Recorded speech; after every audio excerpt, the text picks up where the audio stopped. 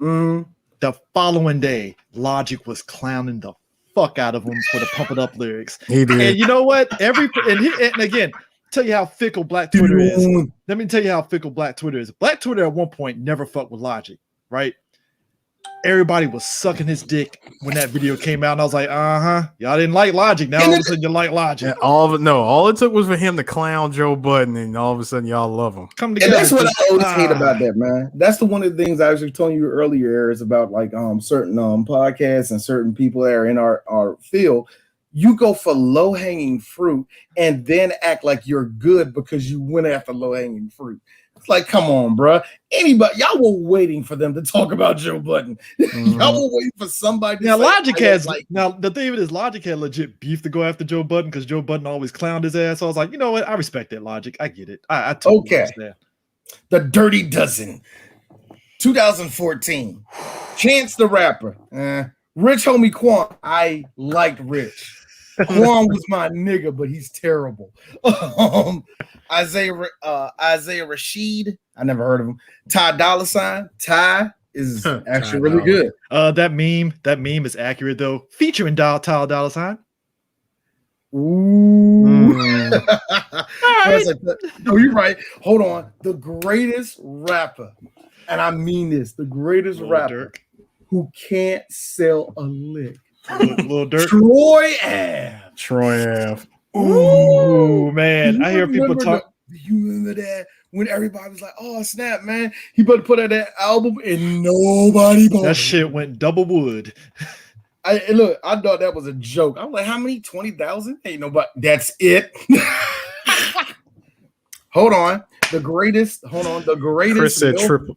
When Chris said double wood, dog, that shit went triple pine. Anyway, one of the greatest MILF hunters of all time, August Alsina, Little Dirk, John Connor. Who's John Connor? I never heard of him. I don't think I've ever heard of him. The guy from Terminator. Yeah, I know. Is it light-skinned dude sitting next to Little Dirk? I think.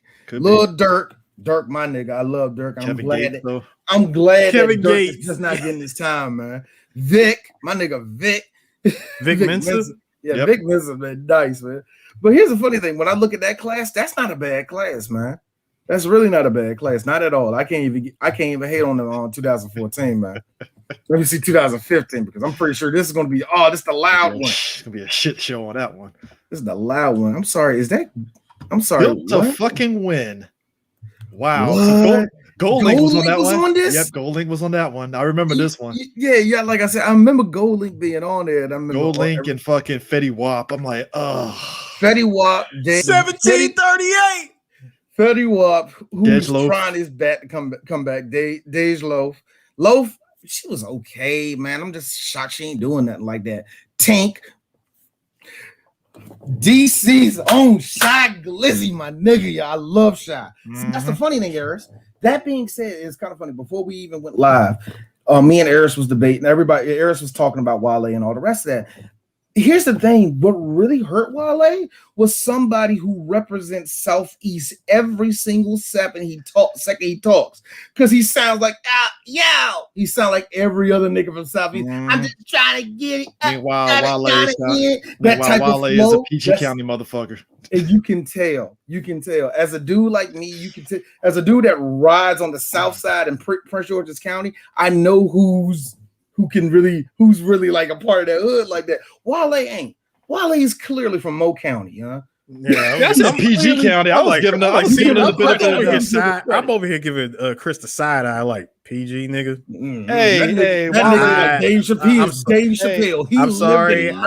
I'm sorry. Listen, I love Dig Dug, but that nigga came clear off of Shady Grove. Don't at me. First off, Wale gives me I went to fucking Forestville High School vibes. First off, so. No. Wait, Chris. No, Chris. He gives you Forestville High School vibes. I went to Forestville for only 1 year. Yeah, exactly. So yeah, my sophomore year. Chris, no. I'm sorry, D. We will not give him that honor of the senior year. He was clearly only there for his sophomore year and then disappeared. Actually, no, I take it a step further. I ain't gonna say Mo County. That nigga went to fucking Bowie High School. Yes, he did. He went to Bowie. That means you're on that borderline of PG and Anne Arundel County, so we know who you were fucking with. They ain't nothing hood about you. The other person, it's so funny because you got shot. That's what I'm saying. Shy Glizzy, who does all and do hard songs, real hard songs, and all, I mean good songs and all that. And yeah, you can judge his wordplay and all that. Who's the better rapper? Of course, Wale's the better rapper.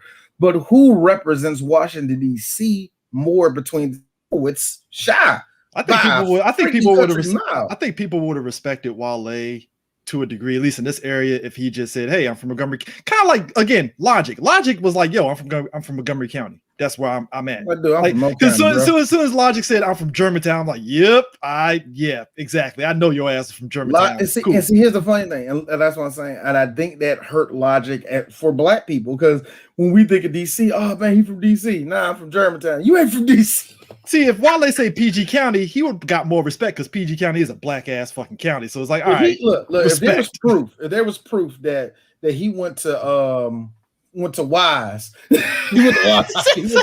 went to Wise. Oh, we loving the death. Wale made it seem as though he went to fucking Anacostia or fucking Blue or some shit. And I'm like, nigga, you didn't go to no goddamn Blue. What are you talking about?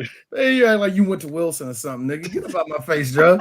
Like, yo, I really hated him. You went to Eleanor Roosevelt. Get out of my face, dog. Yo, I really hated him for that. Now, who was in 2016? Oh, this is the one. Little Yachty, this is a weird designer, 16, Dave East, Denzel Curry, Little Uzi Vert, Little Dicky, Anderson .Paak, 21 Savage, Kodak Black. That was actually not bad. Okay, let me just stop right there. D, please. Uzi, Kodak, 21, Yachty, Dicky, Anderson .Paak. Mm-hmm. And I'm gonna give and I love and I don't want to give it Dave because Dave ain't really on their level of like money and all the rest of it. But let's put Dave on there. 7 of these guys are legit. Herbo is too. Denzel Curry, I had his mixtape. It's good. Dicky, I don't like Dicky like that, but Dicky's Dicky. I like him. And the one nigga that I love, Designer, terrible. Of all of them, he's the weakest.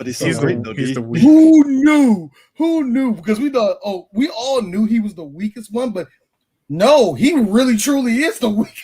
But guys, this is where it gets ridiculous. And this is when it goes all downhill. 2017. Hold on, I got to see the picture of this. I got to see Extension. Extension is the only one I know. Well, Extension, right. Boogie with the hoodie.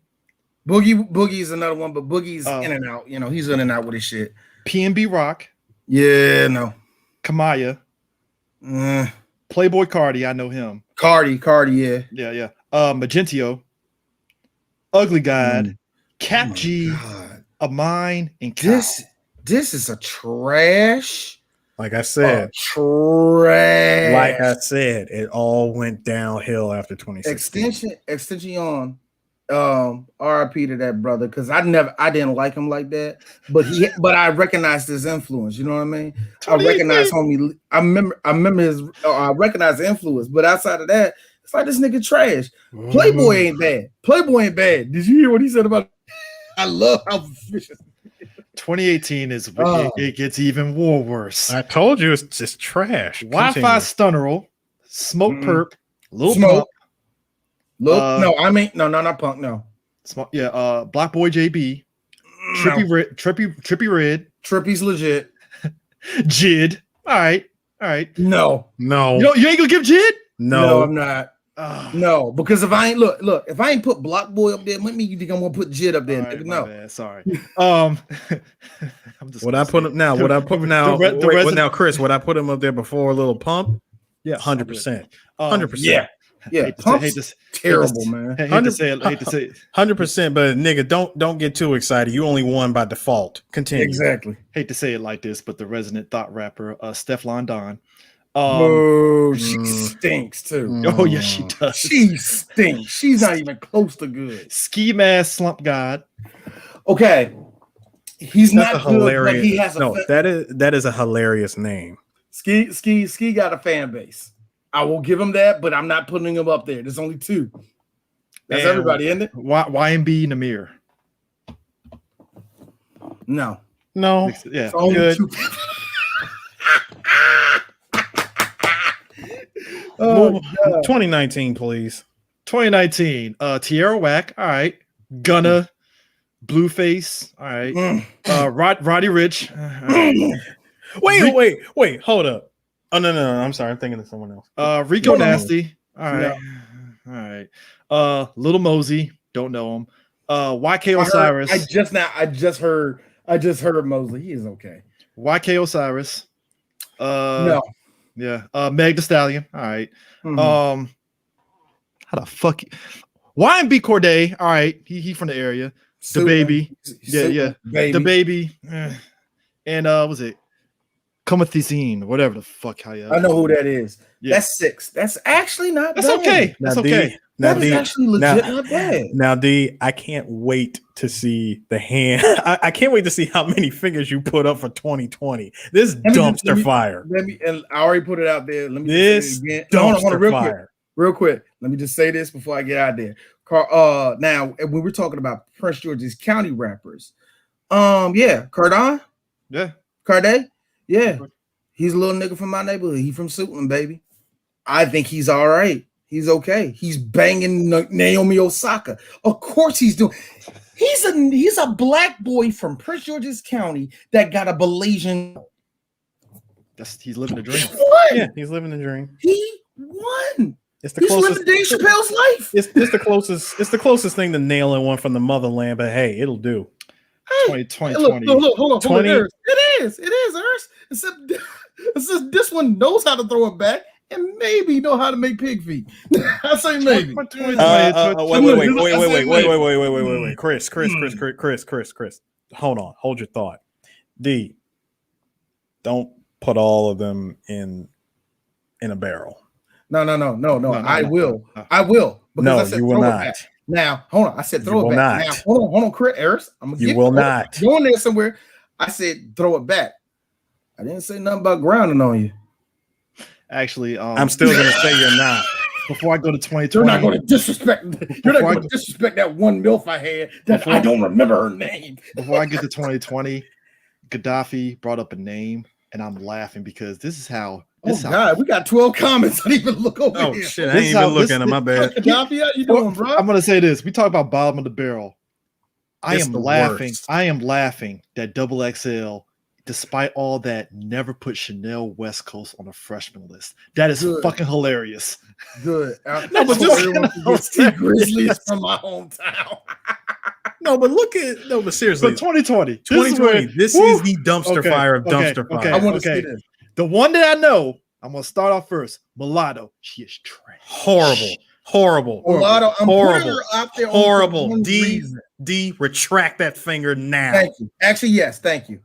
Mulatto's the only one, and before anybody says that, before anybody some mixtape before anybody sits there and says, "Oh, you don't give women a chance," no, I listened to a fucking mixtape. I went out of my way to listen to that shit. No. It is garbage. Chris, I am guaranteeing you by the time you're done with this list, D is going to be holding a fist. Go ahead. I'm sorry. Polo G. 2020. Years is again? 2020. This is last year. Metal Gear Survive. All right. So who again? Start again. So Mulatto. Polo G. Polo's going to be big. All right, I mean it. Polo's going to be big. I will give him credit. He looks like, to be honest with you, he's like the only wholesome person in his list. But no. Polo G is nothing more than Chief Keef if you gave him a moonstone. So don't start that.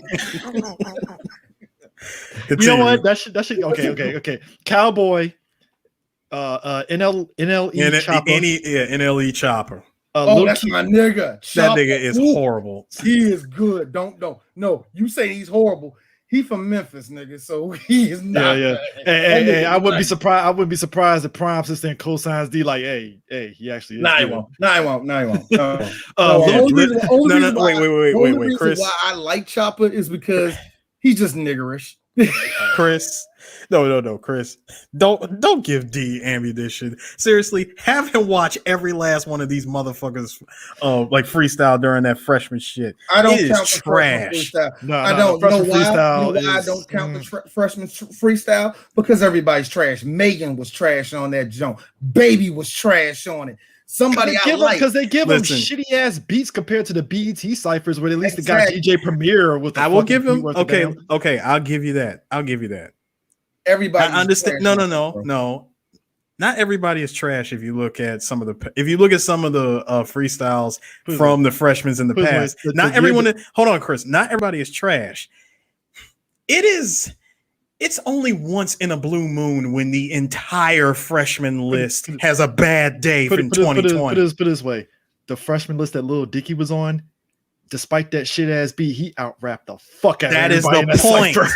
That is my point, Chris. But anyways, I you continue. can do that. That doesn't Yes. mean I'm with Vic Staples on there. Yeah, you can't use freestyle, nigga. That don't mean shit. I know niggas that can freestyle really, really good, man. And can't write a song. They can't write a song, can't do this. Can't do And that. vice All right. versa. Anyways, So so that's some nigga shit, man. Get up my face. Chica, Little TJ, Baby Keem, Jack Harlow, 24K Golden, Fivio Foreign, and Rod Wave.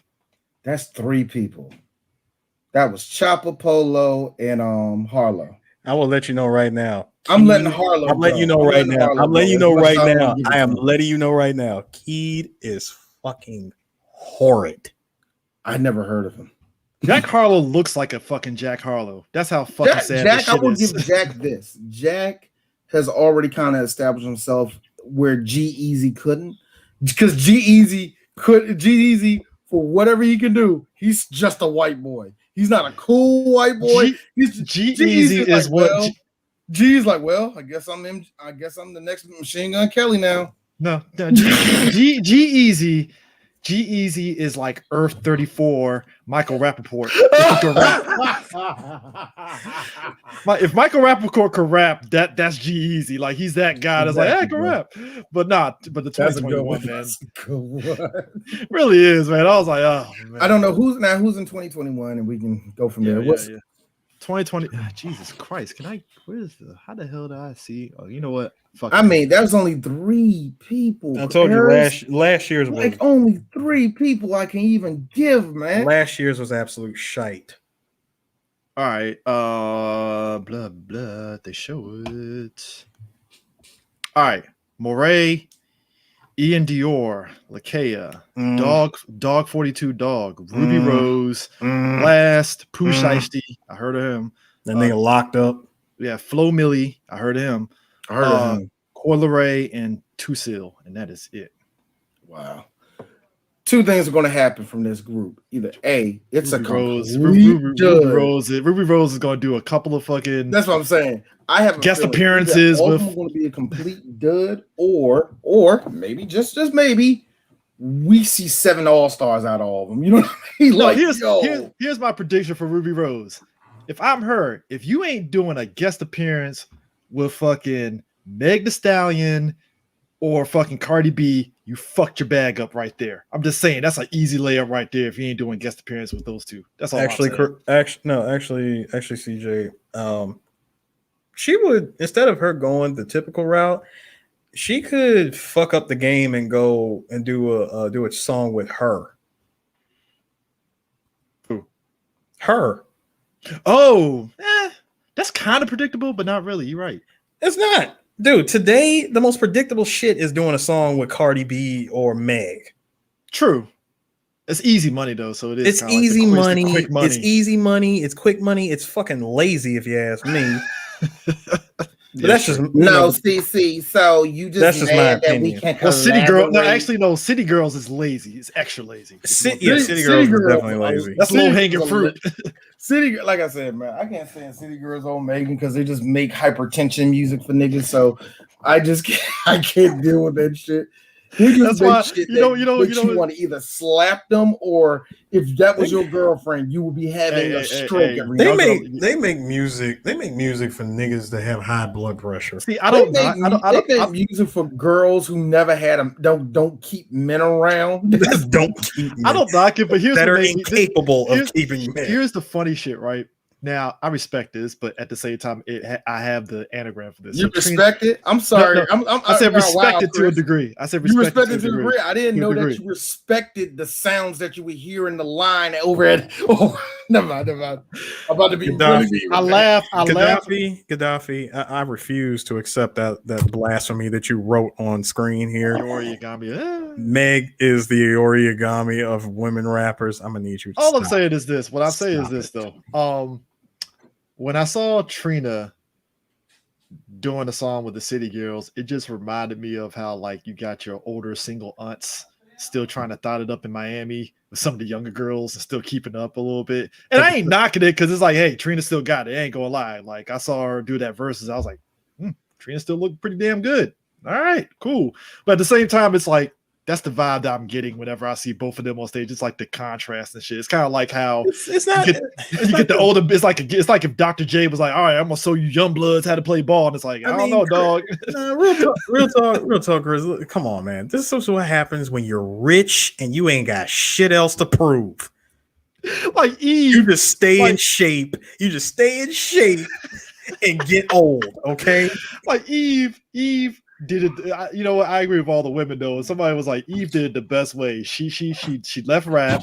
She got with a rich white guy and chilled in London and was like called a day. And she know that's why when everybody was clowning Eve on not knowing her rhymes, I'm like, well, first off, she's like 40 plus years old. Are you going to remember all your raps? No, like she probably got Ola on the side and stuff, and looking at the lyrics and stuff while she's singing the song. I'm fine with this. All right? I'm sorry. Shout out to Ola.com. No, when he did the verses, Eve kind of forgot some of the songs and stuff. And I was like, well, she's like 40 years old. How the fuck she gonna remember her songs from back when Dr. Dre did her first album? Like, I wouldn't fucking remember that shit. I'm like, dude, do you remember? No, does she even remember the last time she was on tour? Thank you. Watch out, niggas. One.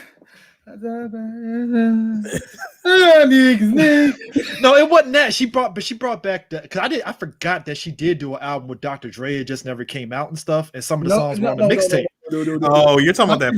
No, I know that project. I know that project. It was Dr. Dre, Busta Rhymes, The Game, Eve. That shit went nowhere. Yeah, it does not exist. She did a couple of songs. Pictures of this crap. It is just pictures. She did a couple of songs. It never manifested. She did a couple of songs, and I could tell she didn't remember. And people were clowning. I'm like, well, would you remember those fucking songs? I wouldn't. I'll be like, yeah, I haven't heard this song. Man, don't give Eve. And I think Game was supposed to be involved in that project. Thank you. It's like, come on. I think he was involved in it too, man. Same time. I'm looking at Trina. Let me tell you something.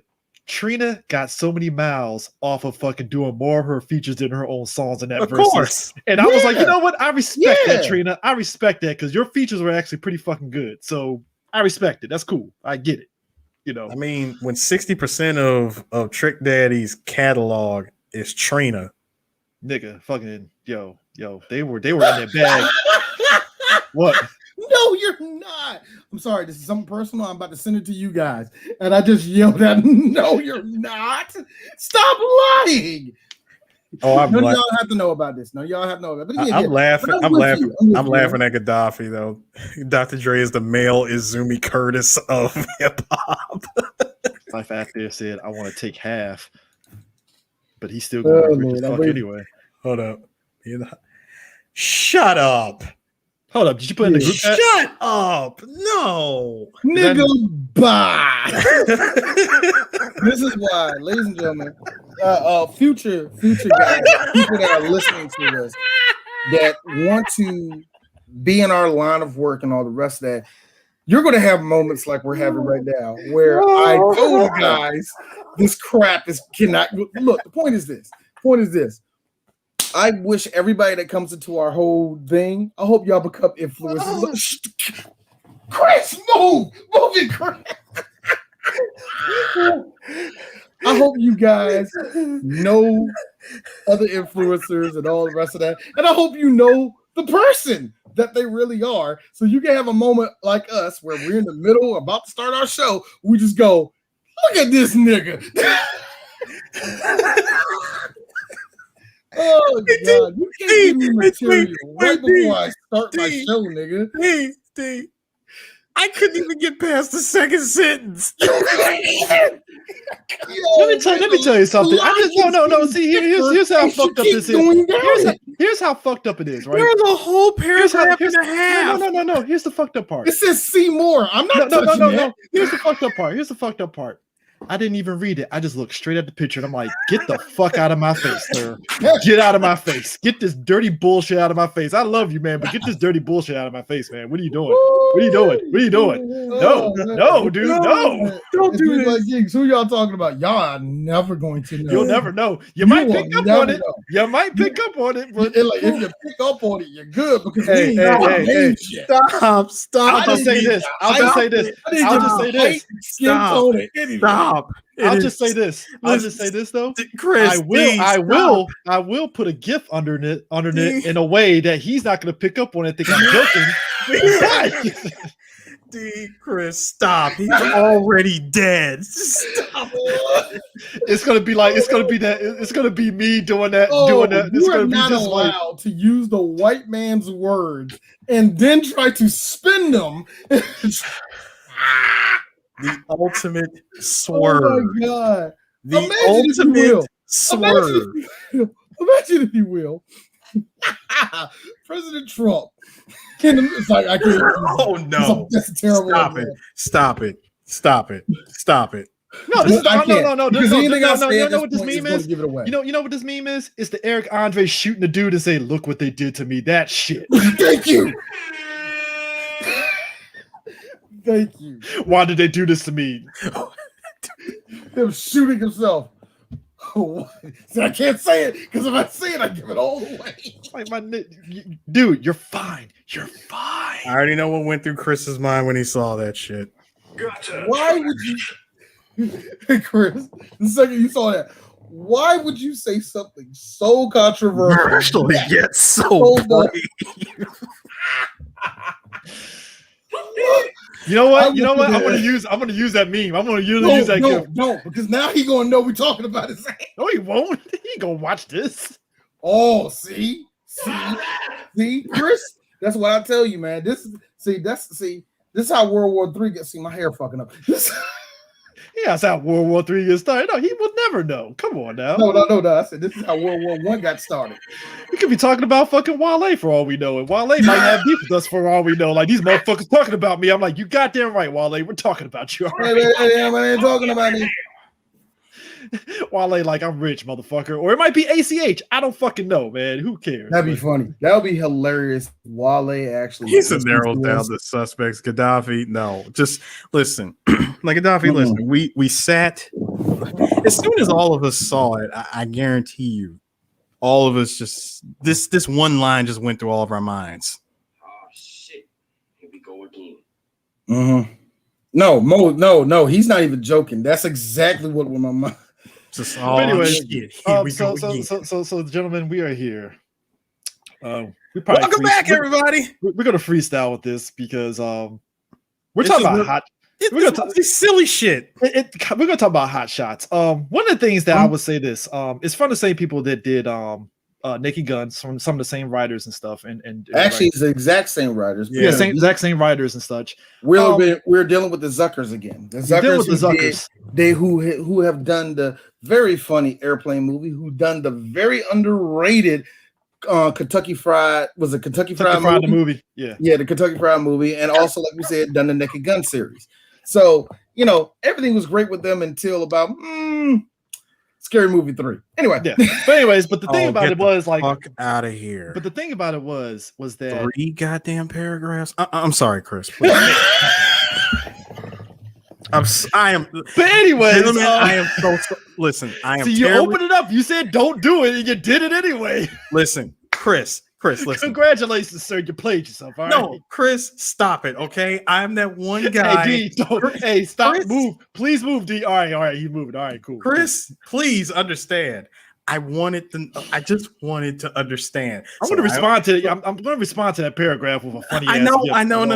No. Just hear me out. Just saying. I just wanted to see what it was all about. I wanted to gain the knowledge. Okay. I drew the transmutation circle in the middle of the room, clapped my fucking hands, put it down, and I opened up, and I saw the door of truth. And now I regret and now I regret my choices. Okay. No, sir. This is. I learned my lesson. I lost my arm and leg. Okay. No, sir. I'm sorry. No, sir. This is Raiders of the Lost Ark, and you're the Nazi that opened up the fucking Ark of the Covenant. It's like, ah! I thought you were going to give another way, like, nah, nigga, this is it, and you that one bully that goes, oh! He just got white hair. No, Nah, but Chris, I'm glad you went with Raiders of the Lost Ark and not Crystal Skull, where I get my brain fried by an alien. But anyways, I think the difference between Fuck that movie. I love that movie. I don't give a fuck. It's No, stupid as shit. I love it, but I'm saying fuck that movie for being that damn stupid. But anyways, but the difference between Hot Shots and Naked Gun, it had a face to its franchise with Leslie Nielsen, and he had that supporting cast of OJ Simpson and what's his face, George Clinton, George Kennedy. Yeah, George Kennedy and them as like the supporting cast that were able to kind of feed off of them and stuff. Mm-hmm. And I feel with Hot Shots, it felt like a group effort where everybody was just in on it. It didn't feel like one person was taking over than the other and stuff. And it worked in that way in that instance and stuff.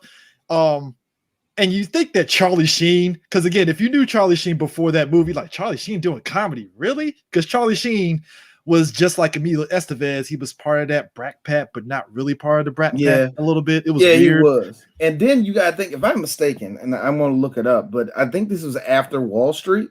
So, this is like early 90s. It's like 93, I think. This is 91. No, 92. No, look, I'm about to find out. Look, the point is, but yeah, I agree with you. Everything you said. This is 91, actually. I'm sorry.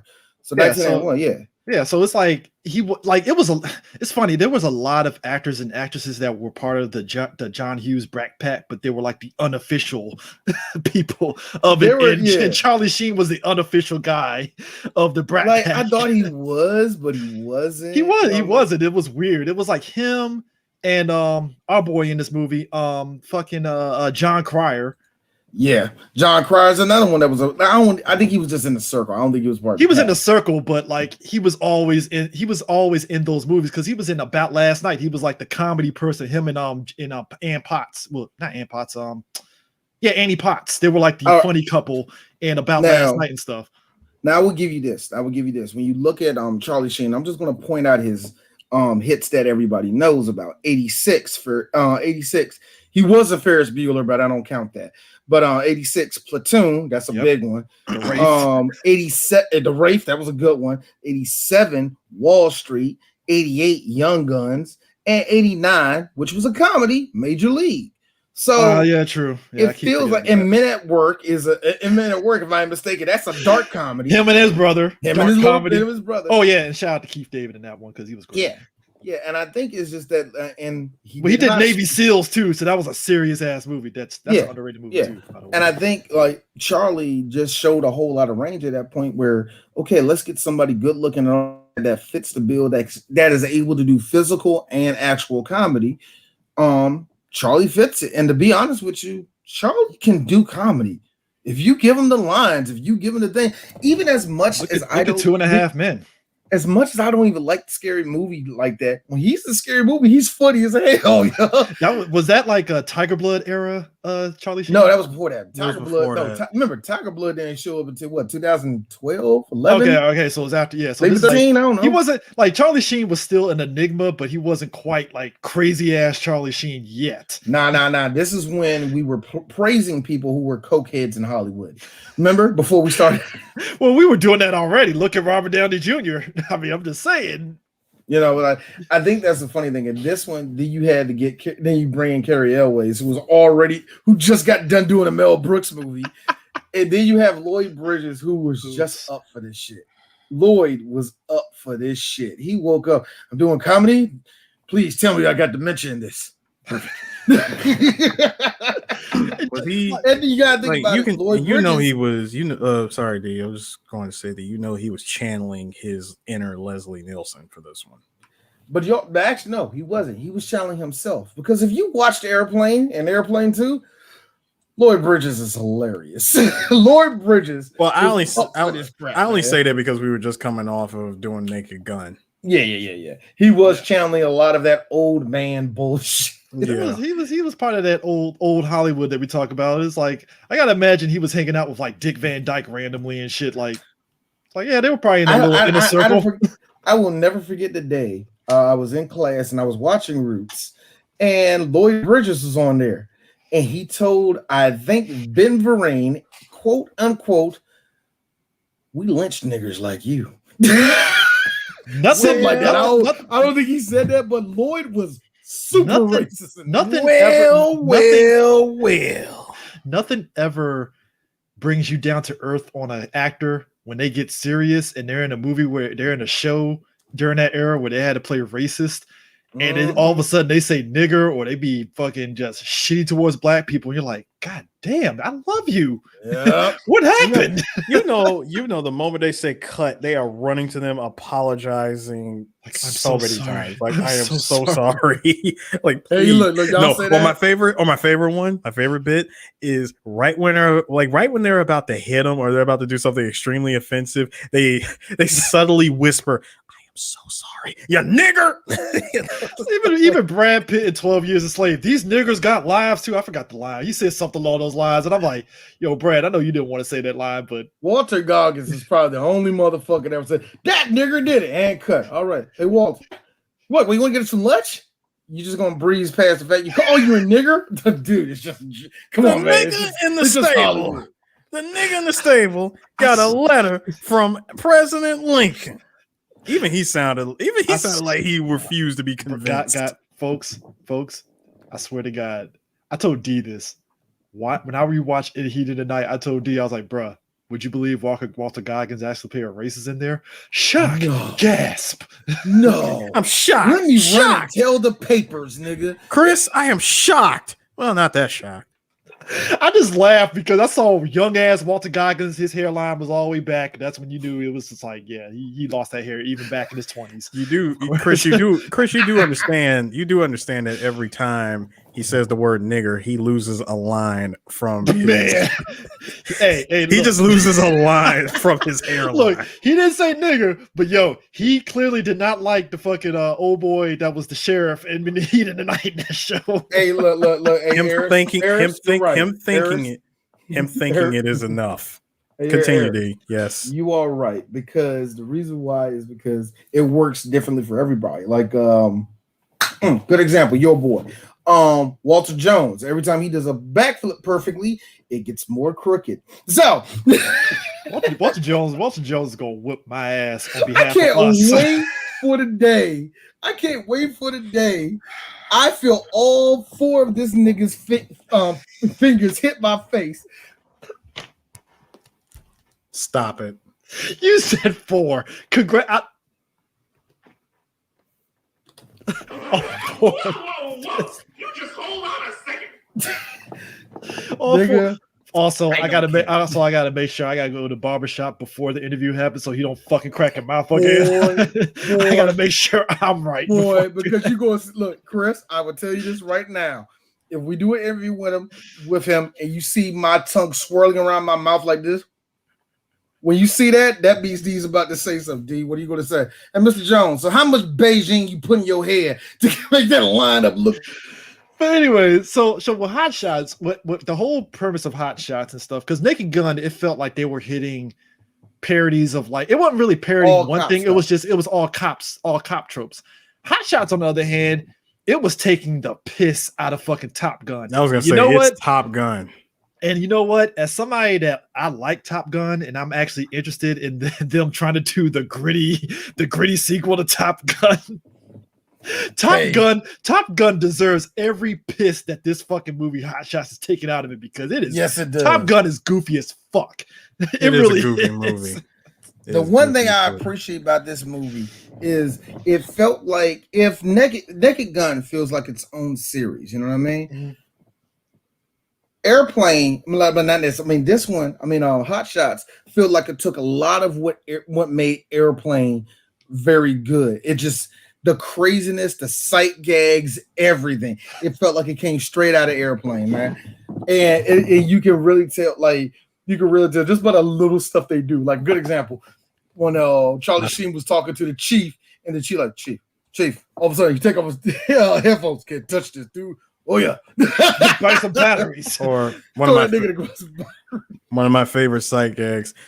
Hey, go along. No.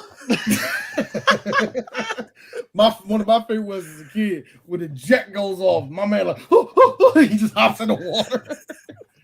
Not even that. Or how about the smoke that you think is supposed to come from the jet engine is really just steam coming off of a teapot? That was a good one. The whole one. opening sequence of this is fucking hilarious because again, just like Top Gun, it was all serious and the jet F-16s coming off. This movie, again, the whole thing with the jets was just steam and shit. Old boy is like fucking. What was it? He was doing like the fucking airplane shit with the cones.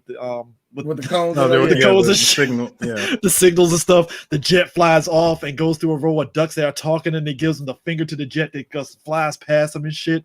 One of my favorite jokes as a kid to this day. I always ask myself if I'm ever on a fucking aircraft carrier, I'm doing that. You see the flames coming for the jet.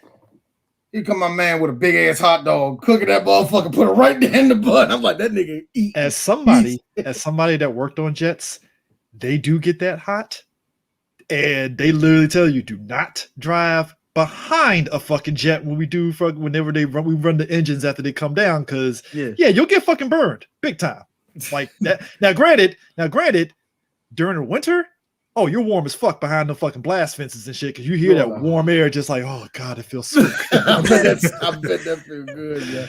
The one that they give me was and it's later on in the movie, but we're just talking about, like I said, we're gonna be all over the place with this one. The one that it gets me was remember when they all landed on the carrier, and you see everybody come out there, they take off their helmet, carrier always had curlers. The brother. He was hopping out the jet. He picked up the bag of groceries. You see that big ass Captain Crunch? Oh my god! No, dude, but the fact. Okay, so it's Top Gun. Clearly, Charlie Sheen's character is supposed to be, Tom Cruise's character, Maverick. And stuff. Maverick. We see the whole backstory with his dad and the shit. First off, when his dad was like spinning around the airplane and the chain just falling out, I died because they treat the airplanes like fucking cars and shit to the point that they hit the brakes. They do. Dude put on his 4 ways to beat the guy away when he's flying past them and shit. But Topper's dad literally, and it feels like some robot chicken sketch shit. He crashes, wakes up, and he has fucking has antlers and stuff. And he looks up, it's deer season. He's like, hey, that's a deer. Uh-oh. Bam.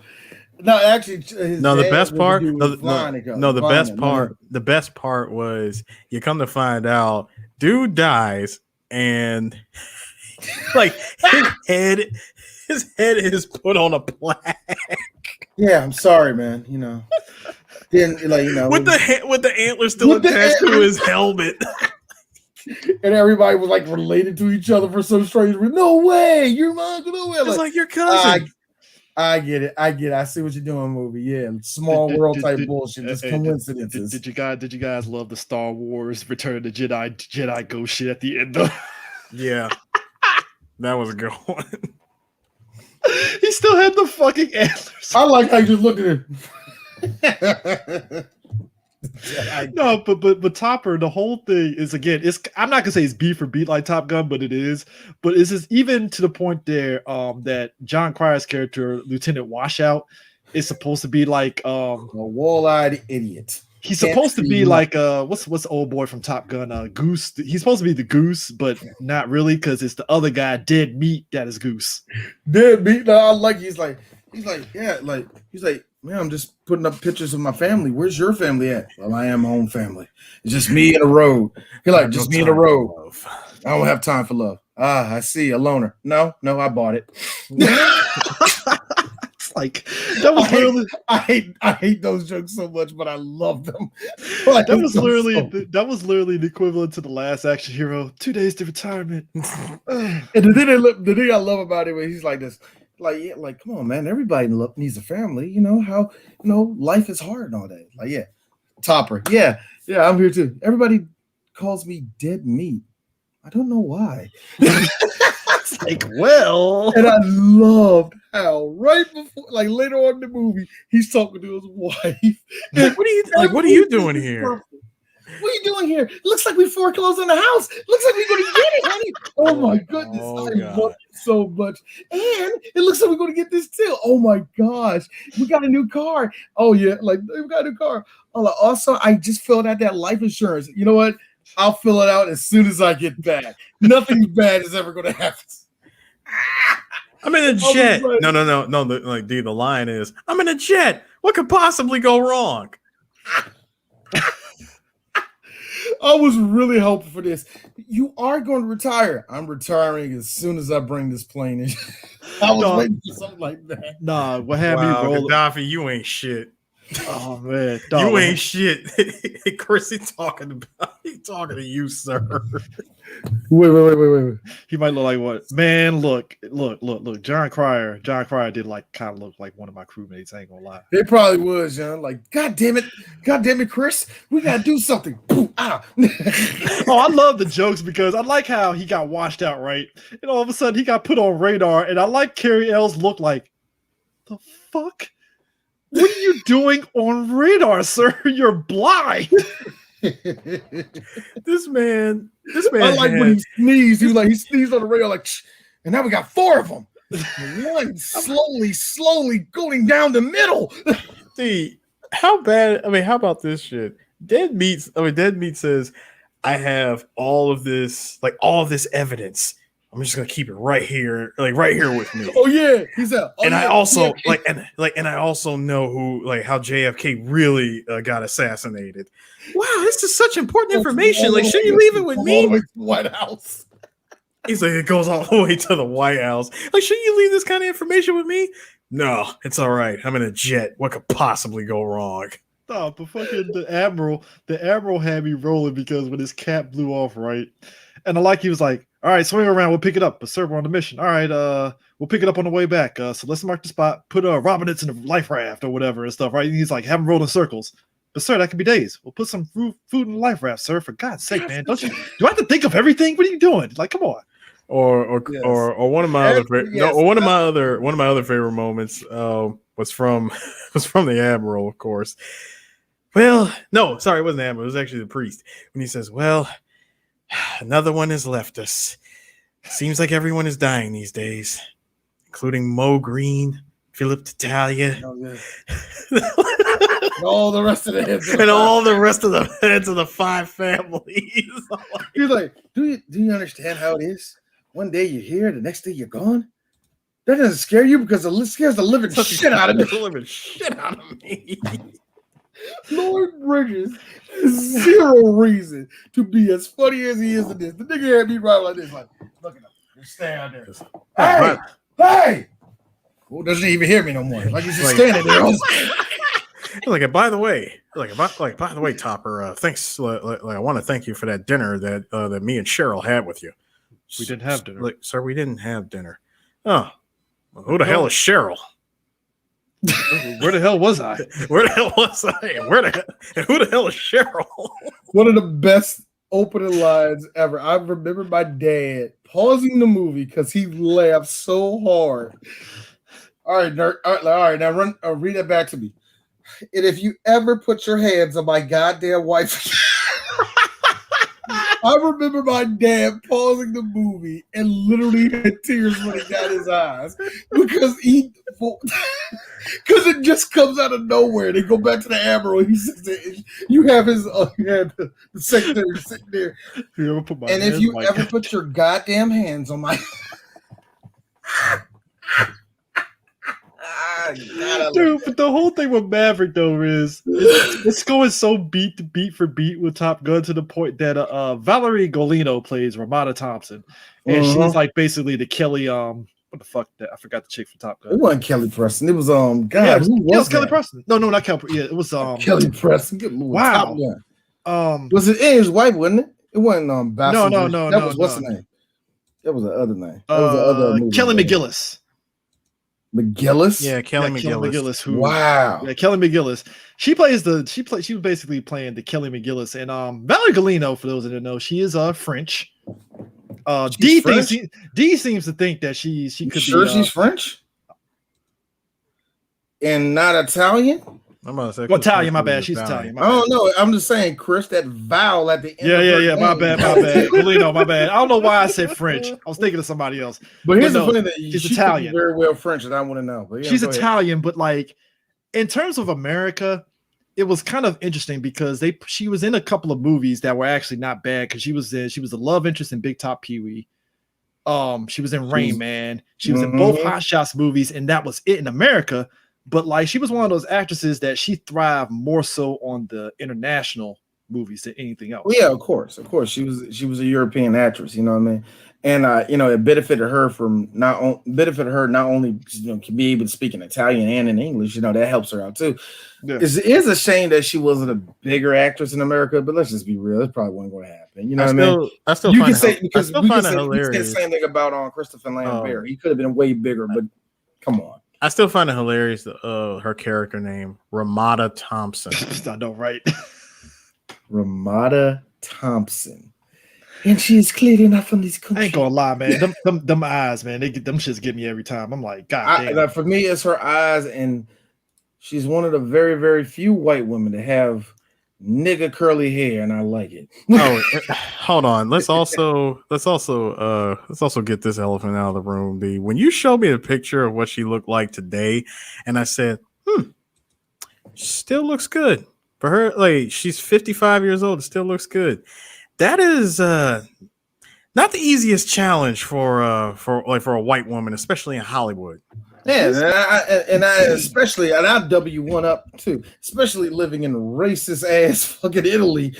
Somehow. I mean, you know what it is? It's kind of like it's kind of like Kelly LeBrock, right? Kelly LeBrock still kind of holds up to this day and stuff too, in a way. And I was like, all right, Kelly LeBrock still looks pretty good and stuff like that. I think it's just one of those like when you're just kind of off doing whatever and shit, and then you ain't really stressed out about anything. It's like, yeah, you hold up.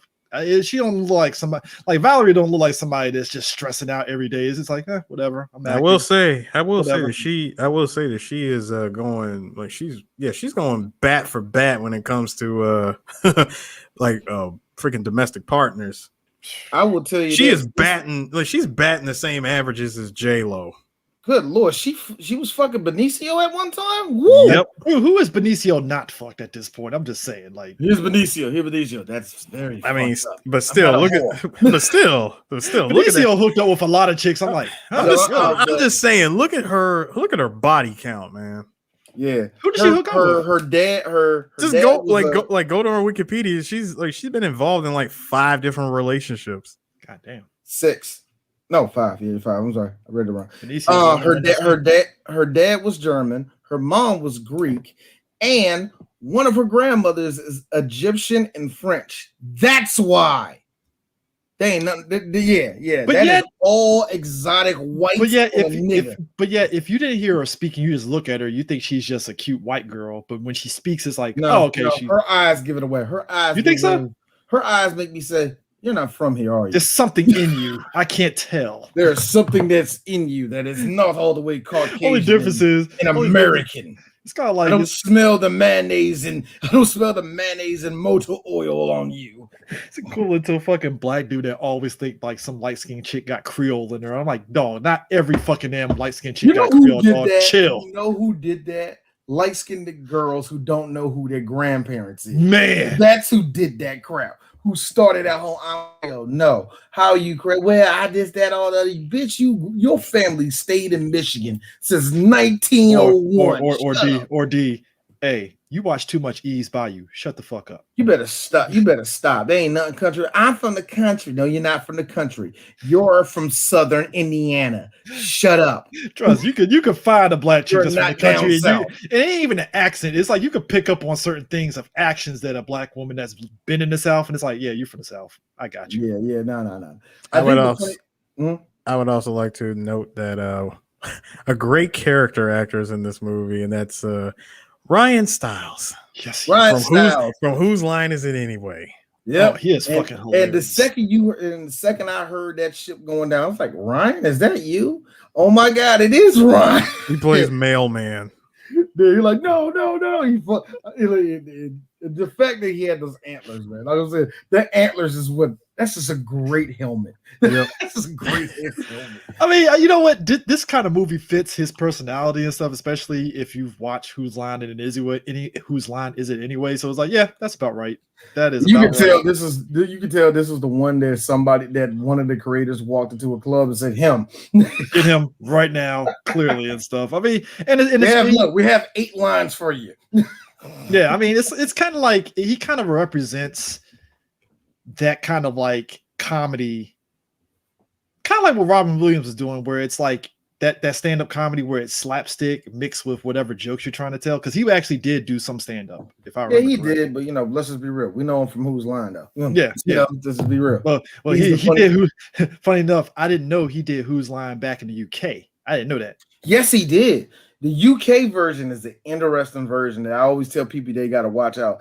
Ryan, of course, the ball dude, I always forget his name. They was always on it, man. And they just have different people that was a part of that, a part of that group. And one of the real interesting names, and I say it again, Phil Lamar. Phil Lamar was actually on Who's Line back in the UK version, man, and not bad either. I think that's what got him on Mad TV. They was like, hey, come to Mad TV if you want to, get some going. So, but we don't have enough black people here. We have this other black guy. He's very militant, but at least he says nigger a lot. Yeah, I do, man. That was Orlando. But Topper, but like Topper and Ramada, their whole thing is literally just beat for beat like hot, like Top Gun and stuff, and it's fucking hilarious because when she's like trying to interview him to get his little mental capacity to be a pilot, I like how he had that like mental flashback and hearing the voices and stuff, and he just broke the chair arms on the chair when they're talking and stuff, and he's like, "Oh, didn't see that coming." Don't know what to tell. Neither did I with this picture. Like, wait, I'm sorry. Nah, he put the picture in the group chat. Oh, you did. Anyway, the thing that get me though was I laughed at when he first sees her bending over. He's like, "Nice legs." Yes, I had them just installed.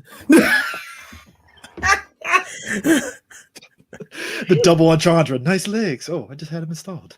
Like, yo, and right before he was about to have sex, very good line. I'm a virgin. I'm just not very good at it.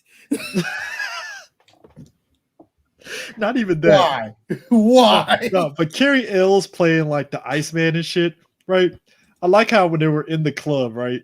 And he's all doing the whole show tune singing and shit. And he's like, and drinks are on me. Yay! And they just all crowd around him. I like how that one white girl, you see her jump over the banister, niggas is zip lining.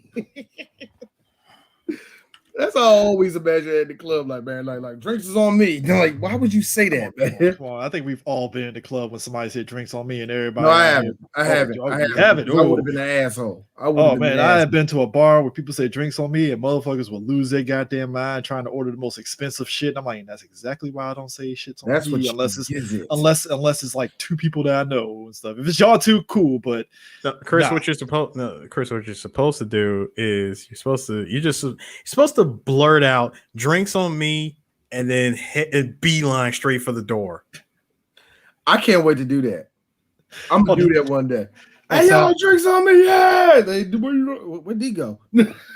I just actually tuck into the crowd and disappears. T-Pain had the funniest one. Hey T-Pain, let me buy you a drink. All right, buy me a drink. Get me the most expensive shit at the bar. Oh, you thought this was a game? What? Should have thought about that next time you sat there and said buy you a drink. You know how many times I heard that shit in my life? Oh, he literally was like, yo, I want to do that shit. He's like, nah, you ain't about to sit there and keep doing the buy me the drink. It was funny the first 10 times. Nah, nigga, no, you ain't doing this shit. It's 2021. I feel like T-Pain. I feel like T-Pain is one of those, is like a nice dude, but oh no, he's a nice dude. That's what made it funny that he wasn't checking his DMs on IG for like 2 years. And everybody thought he was ignoring it. He's like, dude, I didn't know IG changed up so much to where I had all these missed messages from celebs. And he rolled down that list. I was like, God damn, that's a lot of fucking people you missed. I think, let's talk. Like I said, let's keep on going. Let's talk about the fun things about this movie. Dude, the sex scene of the foreplay scene. The foreplay scene is hilarious. The freaking food, the cracked egg, the bacon. The part for me, he took the cherry, hot. Took the strawberry, hot. He took the pizza, rolled that joke up. Then he started looking at joke like a blood. I'm like, yo, she eats it. Like she's here's me. It's kind of sexy. Hot. It's kind of hot. It's like, Man, that No, was the that. best. No. But the best part of that scene was after the bacon strips and the fried egg. My man took a pound of that damn hash brown and just mashed it right on her damn stomach. It was great. Now, Oh if my this movie God. was a little bit different, they would have had her moaning a lot harder than she did, but it was still fine. Like to me, I want the girl to sound almost orgasmic when you put the hash brown. So you need it. So basically, if she did if she did the when Harry met Sally moment. Yes. Side note, to this day, that was a very interesting pairing, wasn't it? Yeah, it was. It's like Meg Ryan and Billy Crystal. It's like, huh.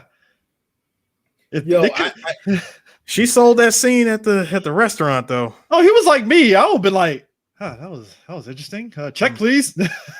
Yo, I'll have you got B. Arthur. I'll have what she's having. Yo, the thing that gets me about that movie to this day, what gets me about that movie is that there was a time that Meg Ryan was hot. Shout out to Nicole Sullivan playing on Mad TV with the squinting eyes the whole fucking time. That was funny. The other one, that's exactly how she was. The best joke I ever heard about her was on American Dad. Somebody said something to Steve like, "Yeah, this reminds me of Meg Ryan." And Steve goes, "Yeah, the hell with her getting old."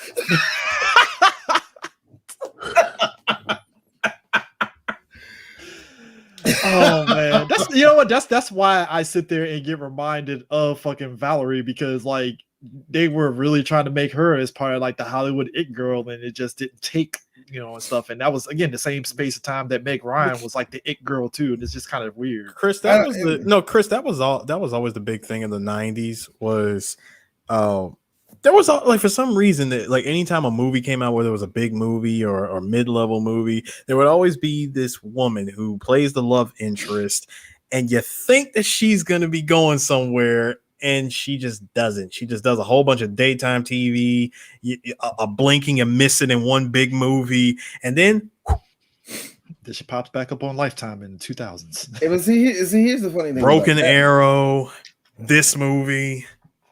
Just every movie from the 90s. I'm sorry, you just said Broken Arrow. No, because it did.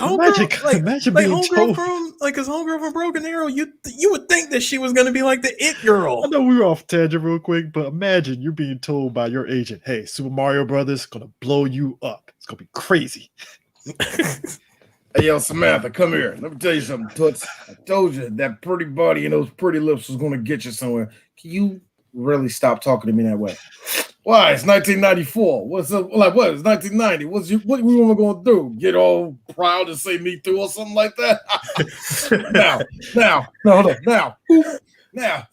Anyway, so 20 years later. 20 years later. Samantha, you ever sue him? No. Light bulb. I'm going to do it now. That nigga, all of a sudden, like, that nigga works for Canal. Gaddafi, I'm looking it up. He like this. That nigga works for Canal. He's a like Canal. I mean, the French people, yeah. Ooh, no.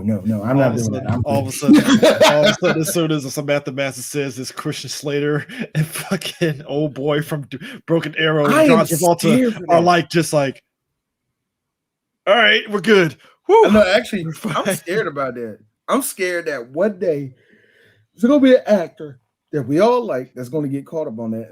And my guess is I have a good watch for one person, and that's Christian Slater. Only reason why is because a part of me is like, he did one fucked up thing, and the girl keeps telling him, "I'm gonna go to the press about it." And he just like gaslights her, and like, you know what I'm saying? And she doesn't do nothing about it until one day everybody's chilling, and we can turn on Twitter. We got, woo, what are you doing? Yeah, he's right. Jean Triplehorn. She was in she was in Waterworld. That's what I'm saying. Sorry, what? Yeah, I have seen her. I have seen her in plenty of stuff. Yeah, she's another one. Yeah, she is another one.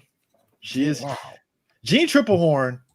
Just like Jean Triplehorn, unfortunately, she's one of those chicks that got like kind of pigeonholed into, because to be honest, you look at Jean Triplehorn, she looks like an old girl from Breaking Bad, Hank's wife. Yeah, that's exactly what She looked just like Hank's wife from Breaking Bad, and I'm like, yeah, you look like a mom. I don't know if you were necessarily the love interest, but not quite. No. She's not quite. No, she's not a mom. She's an aunt. She's clearly an aunt. She was clearly on. Yeah. Yo, what happened to her? Oh, she was on Criminal Minds. Never mind. Yeah, she doing TV shows and stuff. But but like I laugh at the whole dynamic with Topper and Ramada, because at one point when they did the flashback and stuff, and they did the shit with he's on, like in Top Gun, old boy was on the bike and still on the bike, right? He did the same shit in this movie except on a fucking horse. I like how she did the whole gymnastics, did the whole backflip, fall on a horse, busting her hymen. No, I like the jump cuts that they used. That clearly wasn't her. I like how it came down to the horse, and all of a sudden you just see this. Oof. It's like clear stunt double that we saw, people. You know, clearly. I like the stunt double that Charlie Sheen had on that motorcycle. I love that. I really wish again with these stunt doubles. Why? Come on, why can't you just give us a dummy? Let it be a dummy. Just one dummy. Just one. That's the only thing that me and Eris has been asking for. We Eris want a dummy. We want a good dummy. We're making this a thing. For every stunt in a movie, there needs to be a dummy. There needs to be a dummy. I need to see hair flying, one body part arms flailing. Or my favorite thing when they hit something hard, they just do this little stiff thing like that. I need that. You don't understand. Like here's the thing. I'm not saying that you don't need stuntmen no more, or we don't need like CGI for certain things. We're not saying that at all.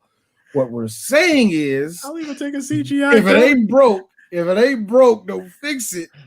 Somebody get the dummy and put a wig on that thing and toss it. Also, how is that not comedy to y'all? Still, the greatest dummy ever was the Seagal movie we talked about. That car.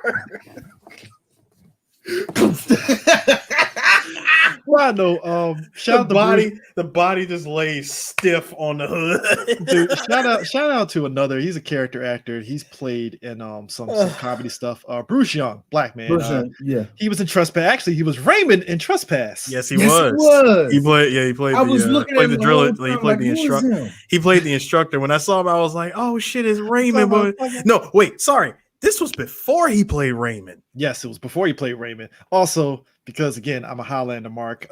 He was one of like 5 black immortals in the show. It was like him, Vanity, fucking Tay-Mac. I'm just lying on Tay-Mac, but I'm just saying. Don't say that. Like, Tay-Mac, like, I wish I was in there. I hate you guys. You're always taking a piss out of my career. Hey, yo, Tay-Mac, look, you the one that got the glow and then thought Hollywood's gonna come to me. I don't think he thought that. I really don't think he did. Oh, he did, sir. He pulled the Kevin Nash. This is where the big boys play, huh? Look at the adjective. Play. Come on and slam. See, as long as I got Barry Gordy, I'm gonna be good. Barry Gordy on the back with the conceited face, like, yeah, about that, man. About that, see, I can't even get my son a hit. That nigga made a song. Oh, we feel like I can't even get him a hit. Hold on. The nigga had the greatest layup. That was his nephew. It was his nephew. Like he had the greatest layup of like in the world by having MJ sing the hook and chorus. How do you not get a hit off of that? Who's watching? And that's a good one. And that's a good, you know, here's how bad that song is. People don't even mention Rockwell, right? That was his name, right? Yeah, Rockwell. Yeah, nobody don't mention Rockwell. You saw what I did right there. I had to think about it. Nobody mentions, him. Yeah. Everybody says it's a Michael Jackson song. When I first looked it up on the internet back in like 2003 or something, I typed in Michael Jackson. Yo, how How sick is it that So- I'm pretty sure that somewhere Rockwell was fucking giddy as shit that they played this song and you don't mess with the Zohan. Like, oh my god, somebody remembers the song. I Wait got a minute. royalties now. No, Wait. Rockwell look like a dude that's mad every time they play it because he's like this. No. I ain't gonna pay for none of this. Did they do a remix of it in like the early 2000s, like the late 2000s or some shit? I know Like They did, did. like, the There was electro a version? remix for it, but it didn't use. They used his lyrics, but it wasn't him singing it. Oh, that's so bad. That's worse. That being said, also, Chris, shout out to Kevin Dunn who's in this movie. Who's been in a whole lot of. You want to talk about a character? Not the Kevin Dunn from WWE, folks. No. Kevin Dunn, fat, portly Kevin Dunn, who's been in a. Well, turn it around and shoot Godzilla for a second time. Yes, it's like turn it around and do it again. Or as my favorite thing, he's always playing a dad. Oh come on! Where the fuck? Oh, here it He's is. a small soldiers. Here it is. What? Sorry. No, I just need to drop. I just gotta drop this in the group chat just to show you how ain't shit Rockwell was. Okay. Like how much no one gave a shit that it's his song. They put it on this album. Sorry, it's in the StreamYard chat, private chat. Yeah. But anyway, No, but look wait, at the track list. Wait a minute, I don't see it. Only thing I got up here is Track number 4. the Scream Michael Jackson album. That one. Yes. Look at track number 4. Okay, Scream Michael Jackson. Ooh. I don't even see this. See, Chris got it. My God. I don't see it. What am I not seeing? Look at track listing. Go to track listing. Look at number 4. Wait a minute. It just took me to Scream. Yeah. Go to Scream. Go to the Scream 2017 album. Oh, Scream. Tell me. I'm sorry. I'm sorry. I blinked for 2 seconds. My God. Oof. Anyway. That is how little you meant. You on a nigga's posthumous album. Wow. Track 4, Kennedy Gordy, performed by Rockville. I'm like, It's not even on it. can you imagine his kid throws that shit in his face like, you ain't even my real daddy. You can't even fucking sing your own goddamn song. Get out of my face. Right, horrible. But nah, but I like the whole thing of, and this is where the movie had me rolling because I think this was them parodying Iron Eagle when they were in the Mediterranean and had to face off against the MiGs. Yeah. And the guys they were doing was speaking in like it wasn't even a language. It was like I'm like fucking dying laughing. The what was it? The caption said pseudo Arabic, and I liked it because they were saying, and I had to catch this. Here's the thing: I understand, and it's still going to be a while, despite how everything is now being PC the way it is.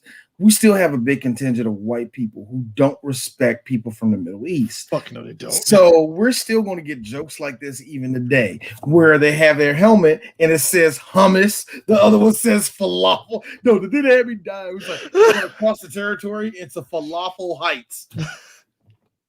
Dude, I hate white people. Here's how much. Here's how ain't shit. Here's how ain't shit white people are. I still laugh to this day of the fact that they do the whole here's the Mexico fucking screen capture, and it's like Sagenta screen. And I was like, as a person that even watches the Mayans, that is disrespectful as shit. Even and they still do the shit to this day. I'm like, what are we doing here? That is I'm annoyed by that filter. By the way, I'm still annoyed by that shit. It's annoying at this point. I died when they, like I said, when they go like,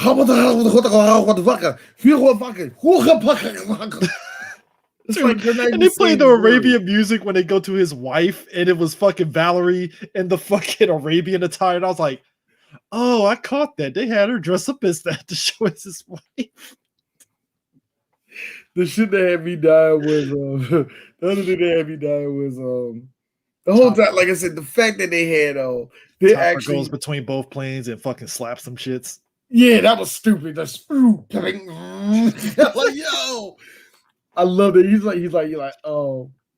The other part that had me dying was like you said, they can do these stop on a dime moves in midair.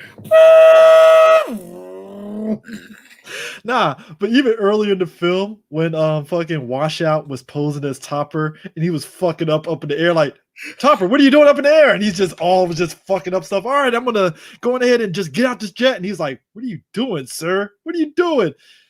That was fucking hilarious. But then also, and even in the final fight, fucking Mailman literally opens up his canopy to fucking staple the fucking part of the fucking plane that was on there. I was like, okay, that was fucking hilarious, man.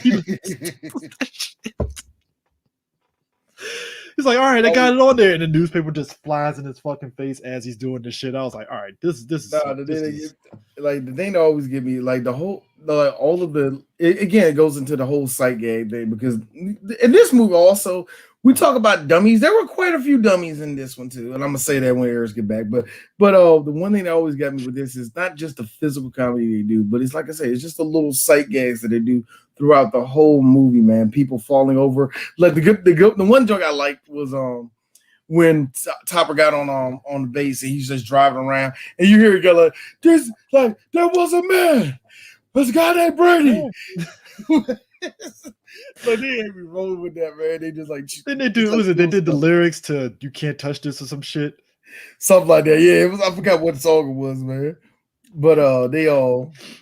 Oh my god! Like I said, little stuff. You know what? Also, I will also say it's kind of oddly enough, this movie does kind of wear its 90s very thickly, doesn't it? Yeah. Like, and I understand you have to when you make a movie like this. When you make a movie like this, you kind of got to be like in the know. What's the end thing? What's the one thing that we parody? But it's like, wow, how much of the shit that they I mean, because you had to, because I mean, it was 91. You got Top Gun that you're parodying, so. But you weren't really parodying movies. I think this was one of those we're gonna parody military-esque shit. Mm-hmm. You know, that's in movies and stuff. Like it wasn't quite trying to lampoon Platoon or all that shit. I think that's in Hodgepodge Part 2, actually. Yeah. But, they don't really start doing the Vietnam movies until the second one. Yeah, the second one. Yeah, and that's when they start getting that one. This one was more like the that's why I say it reminded me like they were making fun of Iron Eagle, because Iron Eagle 1 had came out in 89, I believe. Yes.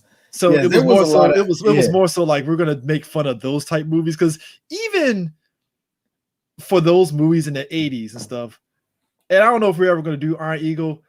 Watching Iron Eagle now, I just laugh at the over the top nature, because like you said, of how we parodied the military structure and the Air Force and stuff. I'm like, let me get this right. Y'all just let this 16-year-old kid ride an F-16 to save his dad in the Middle East. Meanwhile, in today's fucking military, it'd be like, oh well, man, I guess we'll get your dad when we negotiate with the terrorists. So you're just on your own there. I laugh at all these how all these military films go anyway, because they all kind of like, I want to say lies are not the word, but how they just embellish the truth, or at least straight up like, yeah, you can do that. No, you can't. Is the military back you up? No, we're not. Yes, we are. No, we're not. You just fly off a military base and just go to another country just because. Just because. Nobody stops you. No international sanctioning or anything like that. Like, it was funny in Iron Man when he did it in the first movie, where it's like, okay, that's actually funny, because he was like, is that you guys' guy? It ain't my guy. I don't know who the fuck this guy is. That's what made it funny when Terrence Howard was like, that ain't our guy, man. We don't have that ain't our main, man. He actually did say a variation of that in that movie. I was like, what if? I like I said, when it comes to when back on the hot shots, I like how after that scene of them having sex, it was so funny. Before they even did it, they showed both Topper and Ramada. They are walking back over to her house, right? They walk out the club, they're talking, and stop. Well, this is my house. Next door to the club. And you don't notice it until you all of a sudden they were walking for like 5 seconds. And all of a sudden you just see a regular house door. Like, wait, what?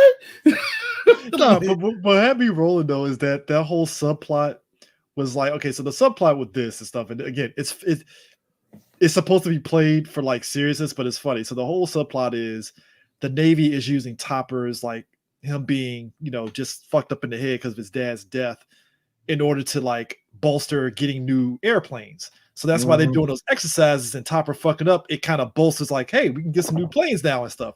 So Topper being in the Mediterranean and stuff on that little exercise that turns to them, fighting the Middle Easterns and stuff. Yeah. They were like, all right, congratulations, Colonel. Yeah. He's going to fail. We're going to get new planes. And like, I like how they played them as evil, but they're just also just as goofy too, because the fucking Admiral Lloyd Bridges guy, he's just aloof of how sinister they are.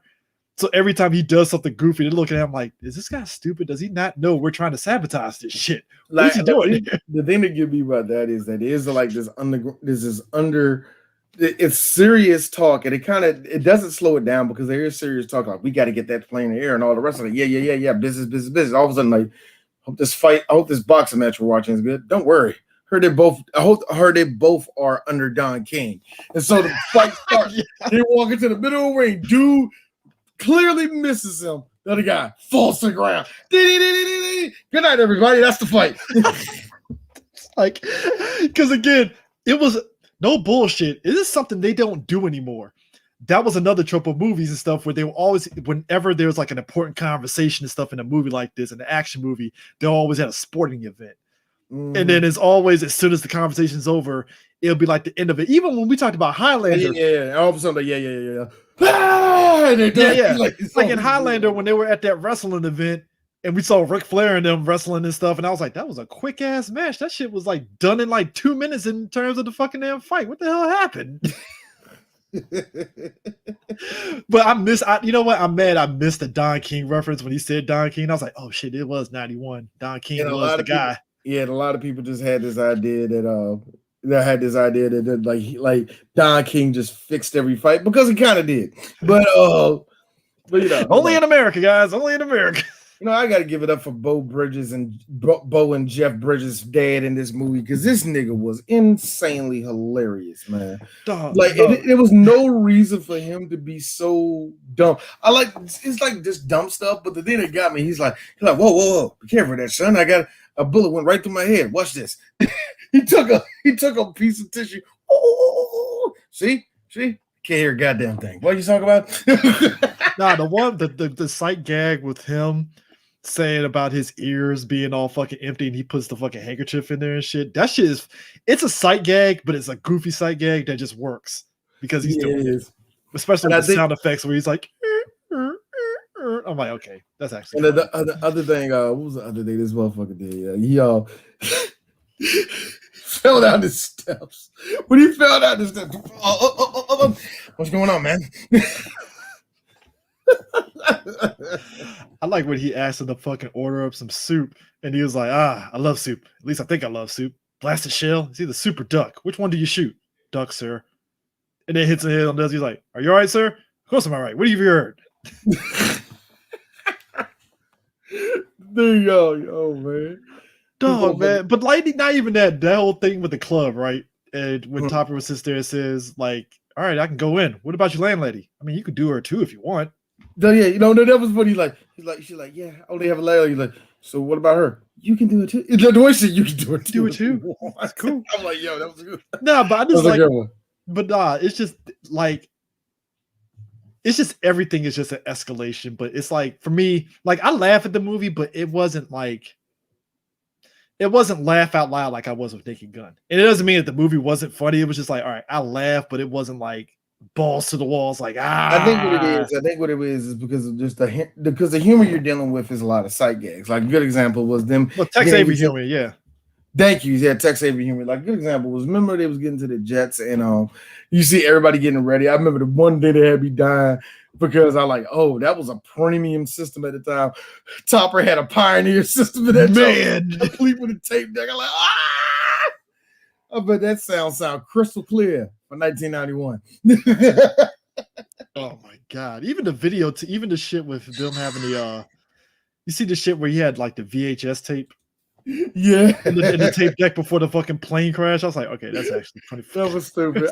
One day when they were doing all the tricks and all that shit, you see Topper like rise up right in the scene, and next thing you know, you look at his window, you see the Garfield hanging in the window. That Garfield was funny, dude. What about the Pioneer tape? That's what you just said. That's what I was gonna say. Shout out to the Pioneer. Bruh, let me tell you something. This is how peak 90s it was. Oh yeah, I forgot. I forgot. I just realized. I just found the joke I was trying to say earlier. She's like, "What do you say about this? Like, what do you say to the elephant that has 3 balls?" I don't know. You tell him to walk him and go pitch to the rhino. That's a good joke. That's actually a good baseball joke. I like that.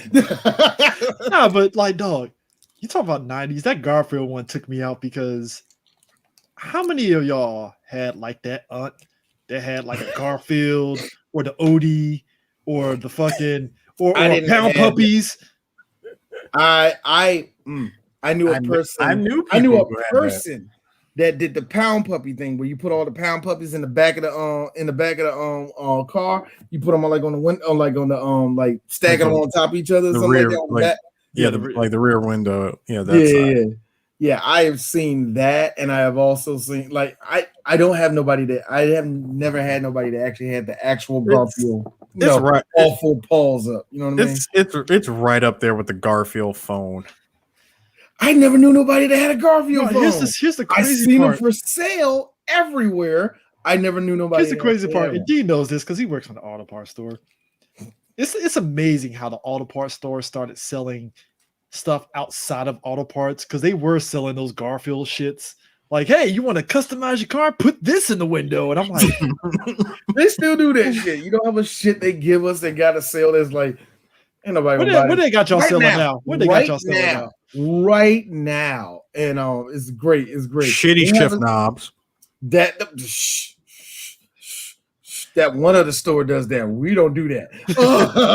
Sir, you gotta go Black Panther. No, we don't do that here. We don't do that at our. No. I'm not even gonna give away the store I'm at. I'm just saying, like, we don't do that shit. They do. Actually, the one in Clinton stopped doing that. I'll just say this: the one in Clinton stopped doing that shit because they know their demographic. Nah, man, there's enough white boys around here that was gonna want this shit now to be a skull. Now, Waldorf. No, the thing that we're selling right now, Chris, and I swear to God, no one buys this. It's the magnet tags. The mag tags. What's that, D? Well, these are customizable because you can get the tag, and in the middle you can put a different placeholder in the middle. We have Star Wars, we have Baby Yoda, we have Deadpool, we have Punisher, we have Spider-Man. It's awesome. D, how many you sold? Fucking none. Who wants that? I know that company blowing like shit. They blowing like shit. Like we had an idea, we thought we could take a shot and win, but I think what it is also is that when you can sell those certain items like that, yeah, you should. You should, man. Like good example, like you said, the Garfield. If for whatever reason those came back in style, they will sell.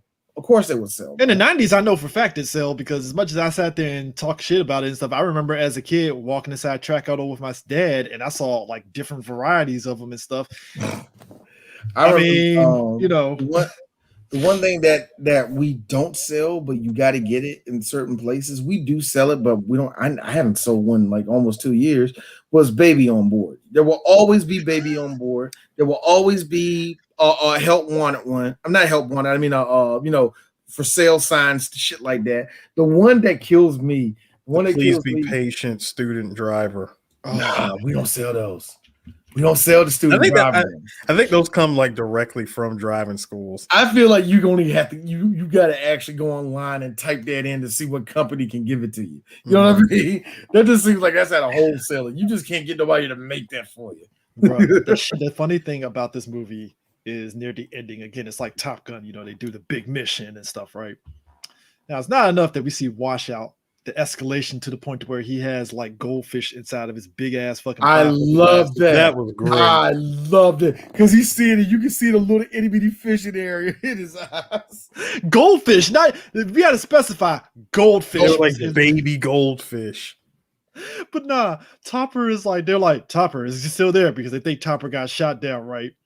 This nigga fucking crashes with that fucking piece of the plane. I'm like, are you fucking? I love it. He's like, wait. I First love of it. all, He's Chris, like, Topper, I Chris, hear you coming in. like Chris, he doesn't crash the plane.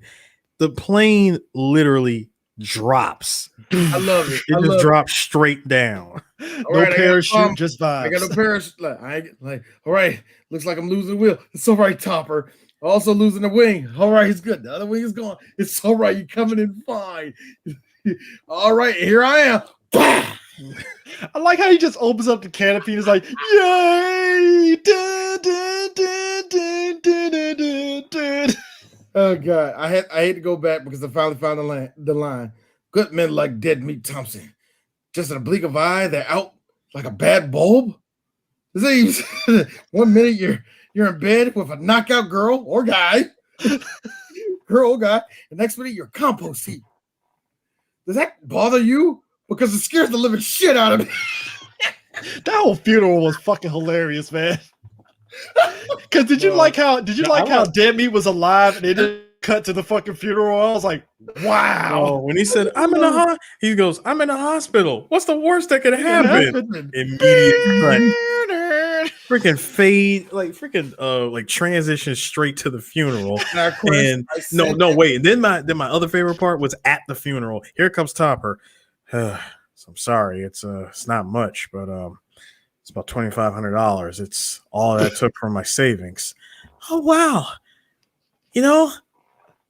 with these millions of dollars I won off of the Lucky Lotto, I could take this and just blow it on hats.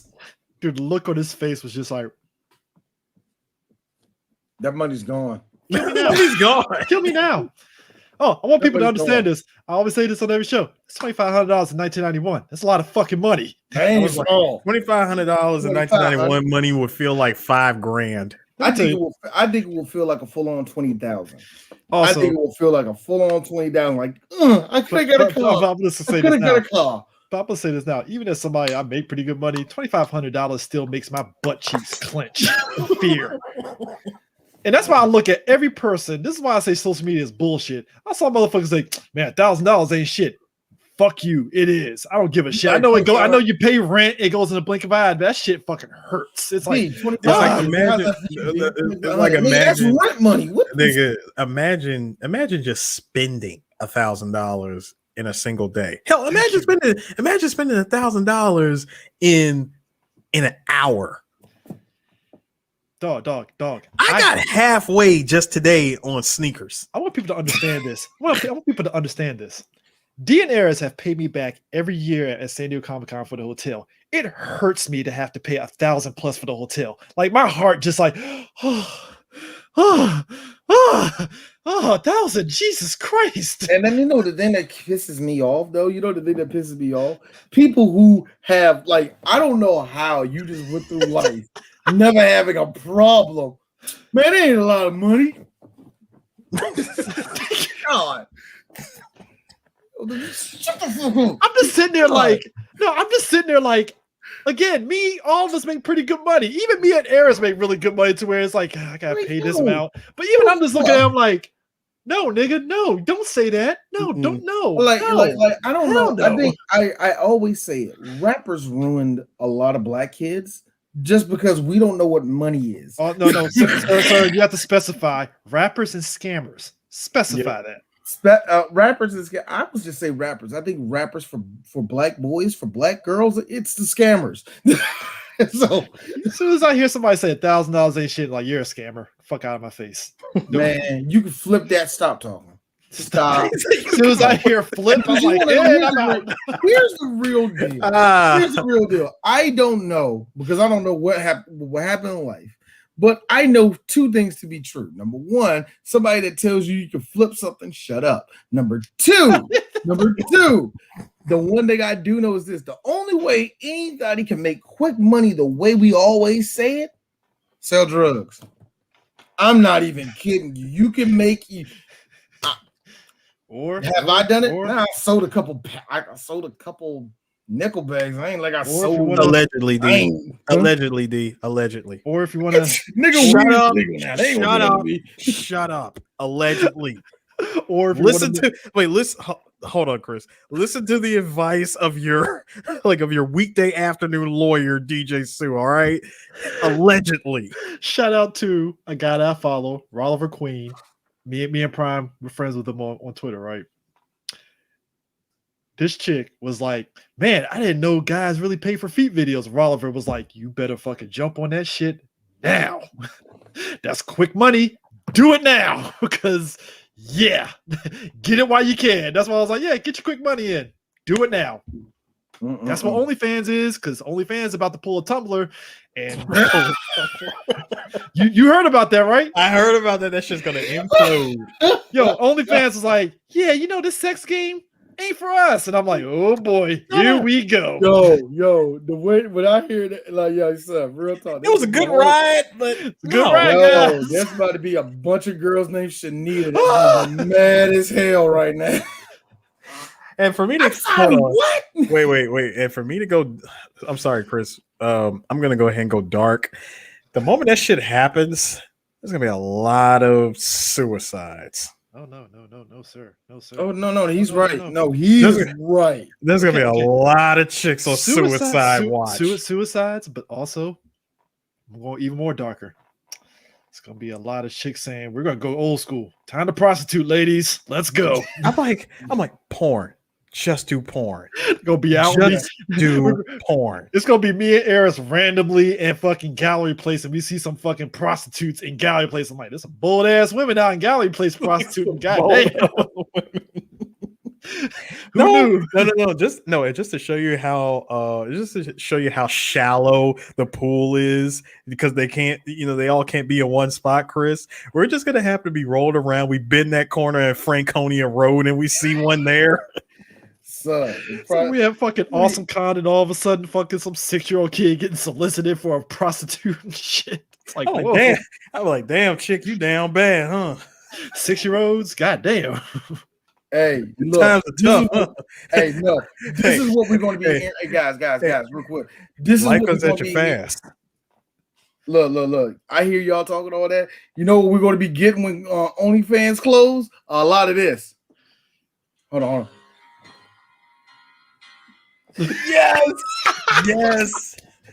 Yes. Just go find dead bodies of girls. There's gonna be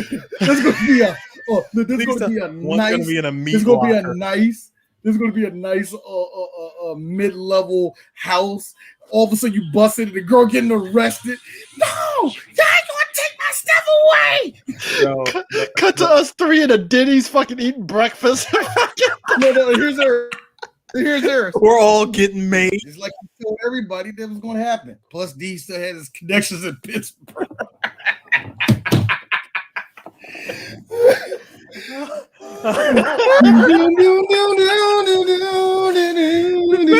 I'm sorry, Chris. The fact that you said that all three of us are sitting at Denny's, not even IHOP. Dude, I'm sorry. That part where they were him and Ray Liotta were in the fucking there in the diner eating breakfast, just cheesing, like, oh man, everything is so great. No. Because all three of us are feeling good about ourselves. We're at Bob Evans. Really? Is there a Bob Evans anywhere? Where's the closest one? There's one in Alexandria. Waldorf, a couple in Virginia. Where in Alexandria? There's one there. Yeah, it's one in Alexandria. Like I forgot where it was, but before you hit Crystal City. Yeah, that's where it is. Mm-hmm. I didn't know. Yeah. Really? There's still a Bob's. Yep. Big Boy. Bob Evans is still. Bob Evans. I'm thinking about Bob's Big Boy. Yeah, Bob Evans. Yeah. God, man. Yo, watch YouTube catch that shit and flag this video for fucking content ID. Yo, they ain't the content ID. They don't get me. No. Here's the damn piano. Here's the best part. Of all those dead bodies we see. I told you one of them was gonna be frozen. One of them was gonna be frozen in the meat locker. We had to wait. They had to wait. They had to wait 2 days. They had to wait 3 days until they found out what happened. Time out. Because I'm sick in the head. It's gonna be a frozen, and it's gonna be a chick with like a vibrator in there, and she's like frozen and shit. Yo. And for the sad one. Hey, Chris, and then for the sad one, huh? Hey, I remember this. Wait, D. Hey, Chris. Now for the sad one. Turns out that this chick, she only had about $2,800 left in Bitcoin, and the doctor said that they gave her a hot dose. But the big one that really got Harris was his boy off of Fresh and Fit. 14 girls and himself, all in one night. So many dead bodies. Doom, doom, doom. But then again, we never seen the guy so happy before. So the good question is, to wrap up this joke, the good question is this: who gets the O at the end of the scene? Oh no! Fuck me. Oh, Actually, I'm gonna give myself that. I'm gonna be fucking going into the room like, oh man, this is so great. Look at here. Look, Chris kicking all of it. Yeah, how many years you? About 15. Yeah, you remember the day? Hey, D, Walk me into a room full of fucking gunpla. I'm like, son of a.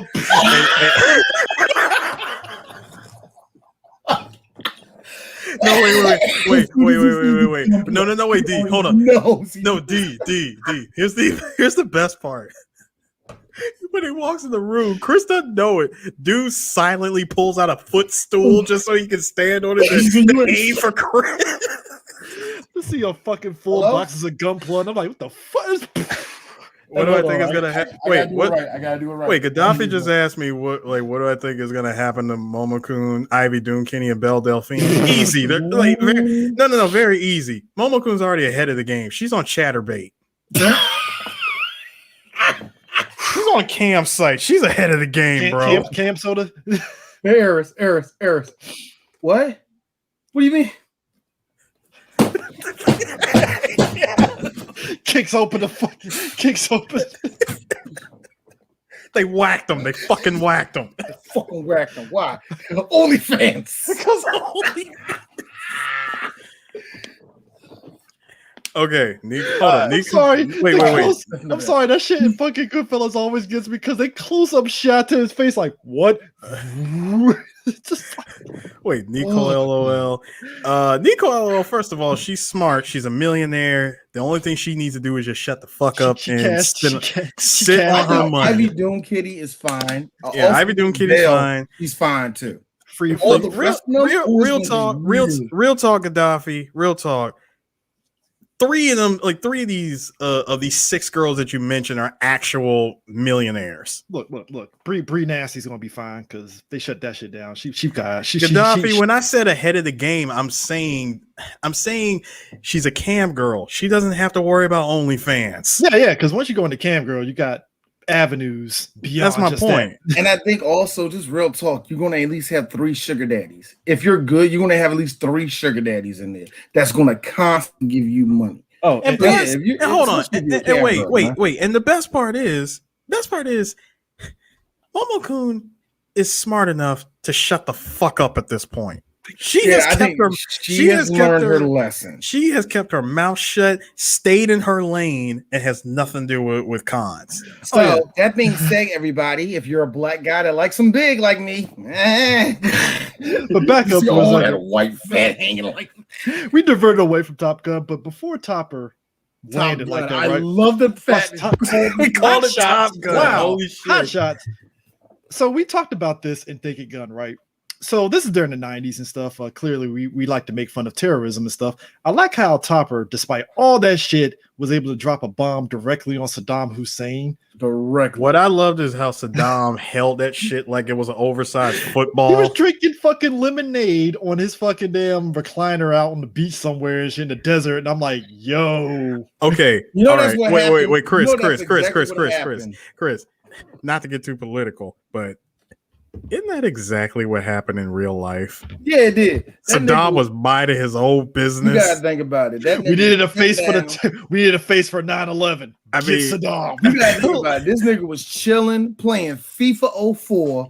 All of a sudden, FBI, open up! Here's the fucked up part, and this is the fucked up part about Saddam, right? Because this kind of ties into freaking Hot Shots, right? Saddam, even his own people was like, look, we hate the guy, but y'all gonna try to connect it to 9/11? There's a lot of stuff you can connect it to, but 9/11, my nigga. Like, hold on. All the rich Iraqis who moved out of Iraq and are looking at it from distance. Nah, he evil. Nah, kill that nigga. And they had the nerve, the gall, mind you, to call it Operation Iraqi Freedom. Like, this had nothing to do with 9/11, sir. No, Baghdad was popping before y'all started bombing it. I like to say this. I'm like, niggas, I was in the niggas was pop locking in burkas, and y'all just had to come and fuck that up. in the Air Force at the time. The fact that I got like a one of those the little pins and stuff as being part of Operation Iraqi Freedom, there's a little bit of a bittersweet moment knowing that, and you're like, ain't really something to be proud of there, even though we were just flying planes. But the one thing I don't talk to because just real talk, all of my friends, I have a sister that went over there too for it. Just I don't talk about it for one main reason. I was always against the war. I think anybody that knows how to some of the people look, if you were there in the military, you know what I mean? It was funny because low key it was a little bit of divisiveness and stuff, especially in our shop, because like I didn't say shit right. Here's the funny part. I didn't say shit right. It was right around the time when Obama was starting. It's like 07.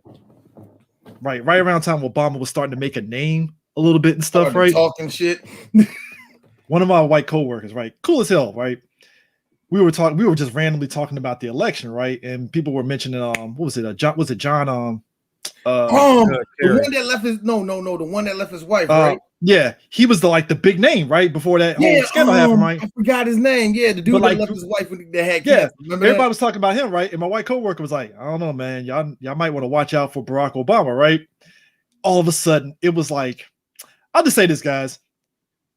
Some of the other people I work with, the diet racism just oozed out of them in that convo. Well, I don't think that's gonna happen.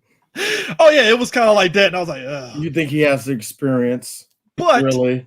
But the whole thing with Saddam Hussein, though, you could tell there's a lot of people that buy into a lot of the bullshit. That was like, we got him, and I was just sitting back like, you're sure? That's the day that killed me. It's like that's the day that killed me. In two movies, we see foreign leaders, whatever they were, as seen as the bad guy and all the rest of that shit. Yeah. You know what I mean? It is kind of funny how Americans, how patriotic we do get, and how in our own way of knowing the truth it is. And when you get there, back then we were very rare. Back then, yeah, of course you didn't care, especially when it came to Saddam Hussein, because yes, the Gulf War was the Gulf War. That was a real legit war. That was Saddam. Like, come on, nigga, you think you bad? You want this oil? Well, here you want this what? And it didn't really kill me, even to Saddam's real life death. I will give Saddam this. Saddam was like, okay, so let me get this straight. Sorry, like, I don't like America. Shut the fuck up. No, let me finish. I don't like y'all. I didn't fuck with y'all. The people that did it are over in, yes, it's Saudi Arabian. All of them are Saudi Arabian. Don't start that, man.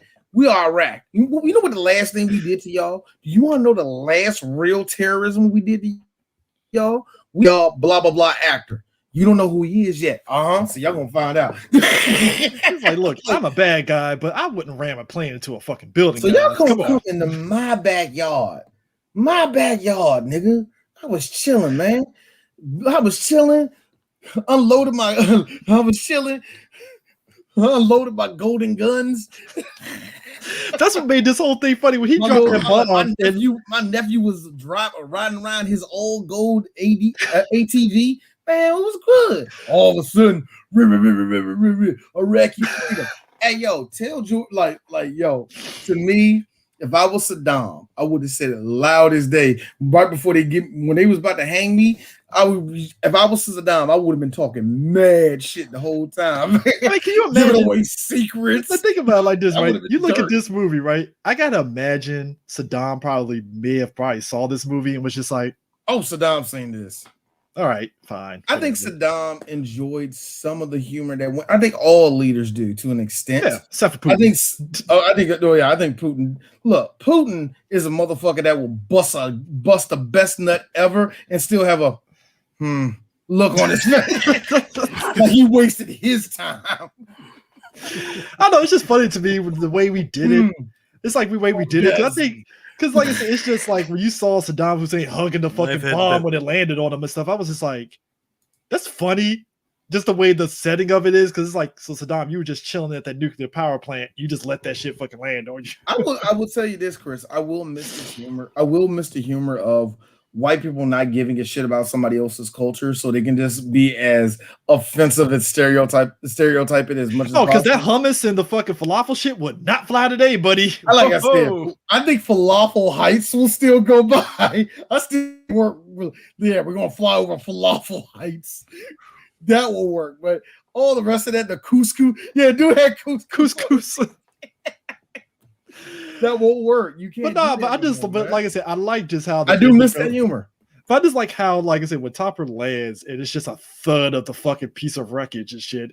It's like that was the thing in the 90s. It's just the hero landing and just all the America fuck yeah aspect of it and stuff. And just everything that happened. And it was just funny because that was the 90s in a nutshell, which is ironic because switch that around. If you guys remember the ending of Delta Force, they beat the terrorists, but it was like a somber ending. It was like Chuck Norris, like, but one of our own got killed. All right, guys, back to work. Dun, dun, dun, dun, dun, dun. It was just somber as shit. And I was like, wow, no happy ending. Like, fuck. No, Roll credits.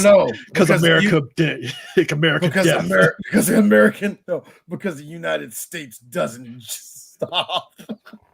But Top Gun and all of them were just celebrating on some America fuck yeah. You see the American flag flying and all that stuff. It really shows you how these movies like to put over not only their own country, just like, you know, how much like you can tell that the military had influence over the movie. like to me, I stand by. I am so in the middle with people getting on Disney. I mean Marvel with the military. I'm in the middle because it's like no, and then Miss Marvel come on. Oh my God, that was porn. That was porn. That somebody that There's was in the no Air way to Force. get around it. That was trying to tell you to go to the military. No. That was equivalent to when I was my last year at the Air Force when that rollout for Transformers, the first movie came out. I bet they got to your last nerve. I'm at like they used some of the scenes from that movie on our base and stuff briefly. And dude, the fucking colonel on our base was jerking himself off in excitement for it. And I was like, oh God, like, yep, man, like, well, so I can imagine. That's what Chevy sold. Chevy sold so many damn Camaros that year. Oh, and the trucks. Yeah, and the trucks too. Yeah. But it's funny. It's kind of funny you mentioned that Chevy did because every time when it does come to one of these things, one of those movies, it's always a Hummer or some new General Motors car. It's always a car from General Motors that gets put over the moon like that. You can probably say Fords. Yeah, Fords do, but it's really General Motors. No. When that movie dropped, it was the year of the Camaro. It was the year of the Camaro. That's why I think. Remember early in the decade when everybody was looking at like Black Hawk Down and all the rest of that shit. I got to get me a Hummer. Yep. And look, here's General Motors. Well, guess what's now new to the public? Well, that's why I like these. That's why I like the newer parody movies when they touch on those kind of things with the marketing and stuff. I mean, hell, we saw it in Wayne's World. That was fucking hilarious with all the product placement. Yeah, that's a smart way to do it because that's America in a nutshell. I'm sorry when he had the full Reebok attire just sitting back like this, I was fucking dying because that's literally how the Captain Marvel rollout was like. It's like, hey, join the Air Force, guys. I was like, you know what, guys? If there was any movie y'all want to fucking talk about propaganda, Captain Marvel. There's no way you're gonna. Like I said, I'm always in the middle. Not even Marvel could escape the propaganda. They're really good. It's like because like everybody talks Iron Man, and I'm like, no, they were really taking a piss out of that shit. Like I will say this. Here's the thing. Even when you take the piss out of the military is still there. Good example is Transformers. Come on, man. The military got their ass kicked. But that being said, what are they saying? Strong men. The missile going in. Boom. Tyrese and them flying on the wings and doing black ops shit. Tyrese got the guns out. Yeah. This is how we do it in the United States military. Like that. Hey, Chris. Best example. Chris, hold on. Wait, Chris. One line. Thread the needle. Everybody in wingsuits flying through a building that was collapsing. Or this one from the second movie, Prime coming off a fucking C-130. Darn America, fuck yeah, transforming in midair and shit. I was like, this is the most American ass shit ever. I will tell you, Chris, even in movies where you don't really see the military propaganda, it goes into your head, especially amongst children. You want to know why?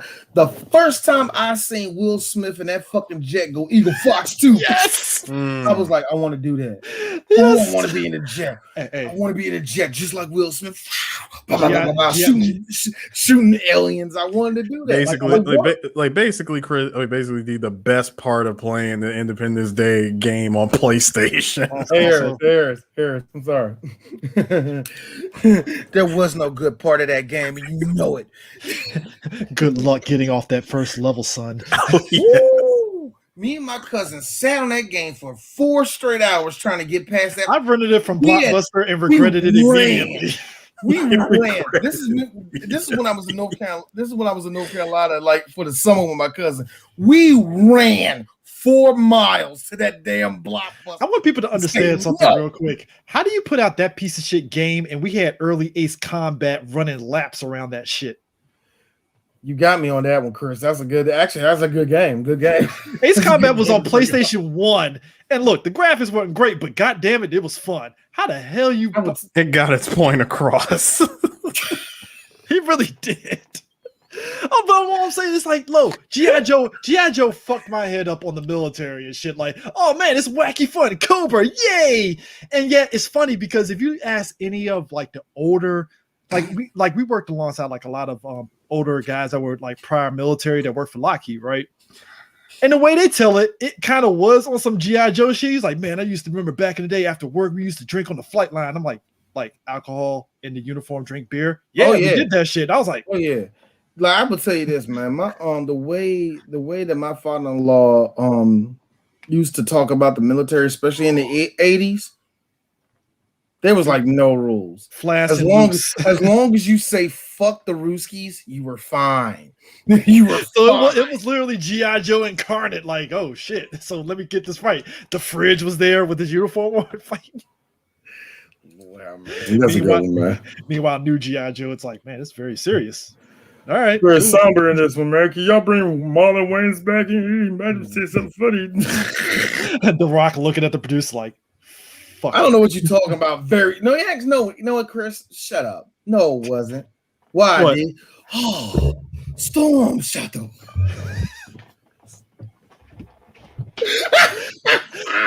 I'm sorry, whose idea was it? Look. No, Snake Eyes. Brother, Storm Shadow. John Chu, I love him. I think like that. I think John Chu. Why are you talking like that?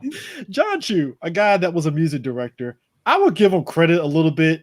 This was clear. That movie was clearly him fanboying as a G.I. Joe director. And I was like, all right, cool. But he was like, RZA, my dude. Black Asian. What? Well, it doesn't help. Look. It doesn't help, Eris. You got your boy from 300 that got kicked into the pit by Leonidas playing Blind Master in the Snake Eyes movie. I was like, that's a step up from RZA. That's a huge step up. He's great. I'll still never forget the day. I met him. Oh, he was at San Diego. Yeah, he was at San Diego. He was randomly there at San Diego. I ran into him. Well, he wasn't randomly there. He was promoting a Sci-Fi Channel movie. No, but I'm saying I randomly ran into him. Oh, yeah. Like I just happened to walk the hall and I turned and look. I was like, dude, Leonidas kicked you in the pit. You took that kick like a champ, sir. Man, fuck that nigga. Hey, you got stabbed out, Jason, sir. It was great. Yo, man. All right, so clearly we're done. We're done. Actually, earlier than normal. That's shocking. Earlier than normal, yeah. Shout outs to Charlie Sheen not singing "Only You." Only you. I just like because you just heard that. Like, okay. I was really thinking when they panned to the left, there was going to be a black guy singing a song. I really thought that was You know what? That was funny differently than Robin Hood Men in Tights when old boy said your line, D, that you said, B flat. B flat. Like Yeah, that is John. No, Charlie Sheen just broke into the song like fuck the B flat. I'm just gonna break into the song. Yeah, I'm not. And I think that's what mistaken. made it so funny. I think that's really what made it so funny for this one because Charlie Sheen's was just off the break. Carrie Elway's going, the night is young and you're so beautiful. B flat. Oh, no. It's like, what the Also, Carrie Ells, he's like a lot of British folks. His English accent is actually really good. Like, yeah, it's charming. His American accent is like boom, perfect. The reason why Carrie works that way, hey man, he got it, man. Even his song, I was like, he didn't. Gaddafi, I gotta ban you. You know Gaddafi. Just you know off what I that thought last of? one right there. Hey, you're Chris, muted for 60 seconds. Sir. Chris, you know what I thought of?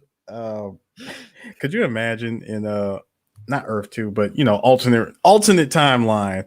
Oh, your boy from Robin Hood Men in Tights, because his American accent is so good. Imagine if he was Rick Grimes. Ooh. Earth, another Earth 5. Earth 5. New 52 Walking Dead. I know, right? No, New 52 Walking Dead. Rick Grimes would have been a lesbian. Okay, so don't start that. John Berthal is still John Berthal. Yeah, John Berthal is still. Nothing changed. No, Chris. No, wait, Chris, I got you. John Berthal is John Berthal with a mustache. I know, right? Hold on. And here's the only difference. Negan is not the same Negan. This Negan's a lot more like buddy, and he dies like in the second season. Sam Elliott is Negan. Sam Elliott is Negan. That would be awesome. Hey, you know there, guys. There's all those zombies over there. Looks like I'm going to do it. He does that smile. He still got the same curly mustache. You know when he smiles and all you see is the mustache. Yes.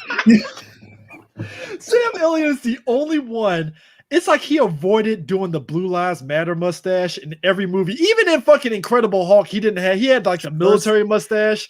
He didn't have the Blue Lives Matter mustache. It's like, how did you avoid that? Chris, you know how he avoided it. His mustache is white. That's how he avoided it. I hate you, Chris. I hate you, Eris. You hate me because I'm right. No, I hate you because that you didn't mention that his badassery in Roadhouse would not. I don't need to mention that. I don't need to mention that at all. That speaks for itself. Let me look at the schedule. Let me look at this schedule and see what we're doing next. There we doing this. Stay tuned. We're doing Stay Tuned next. I know Sam Elliott. I'm sorry. Sam Elliott randomly putting his hair into a ponytail in Roadhouse will always be funny. I was like, oh, damn, he did have long hair back then to do that shit. Man, look, Joe. I like how he put it in a ponytail for a hot second and that ponytail immediately got wrecked. That's how it is. It's the equivalent of a chick that's like, y'all having sex and she put that shit in the ponytail. I'm like, why are you doing that? You know it's gonna come out, right? Shut up and get blessed by them lips, nigga. Shut up. No. See, I'm not complaining. It's just that's the internal monologue in my head before I do shut up. There's a difference. No, D, let her finish. Let her finish because it's getting taken off right now. You know what really scares me if I ever see Sam Elliott without that is why you're supposed to wrap. That is why you're supposed to wrap the ponytail in your palm for additional support. Yes. No Eris, whatever. Look, I was really waiting for you to say something. I know, but Stay Tuned is next. Yeah, Stay Tuned is next. Before we go into that, I will say this, Chris. You mentioned Delta Force. We do Delta Force next month. Sam Elliott. We see Sam Elliott in August when we do Tombstone. I forget. I can't wait for that. I was like, wait a minute. He in Tombstone? I just looked it up. Yes, like Tombstone's already a badass movie. It's just that, like, because we're critics now. Every time we see actors, we get giddy for just a little bit of it. Like he's in the movie. Like, real talk. 90% of the time, the actors that we get giddy for are actors that we like high key would love to talk to in person. I mean, I was one of the many people that when they said Kurt Russell was going to play Eagle the Planet in Guardians 2, I got giddy because I like Kurt Russell. And like when you let Kurt Russell just like act wacky and goofy because he's done this shit before, it's golden because it's like he's gonna be Plus- funny. Plus, Chris, Kurt Russell is a national treasure to millennial boomers like us. Yeah, so it's like you just laugh at just the Stop way. calling me that. No, because that's why I laugh. I think I was the only person in the theater that laughed the way he delivered the line. And I put cancer in your mother's head. And I laugh because it's supposed to be a heartfelt moment where Peter is like, "You son of a bitch, you killed my mom."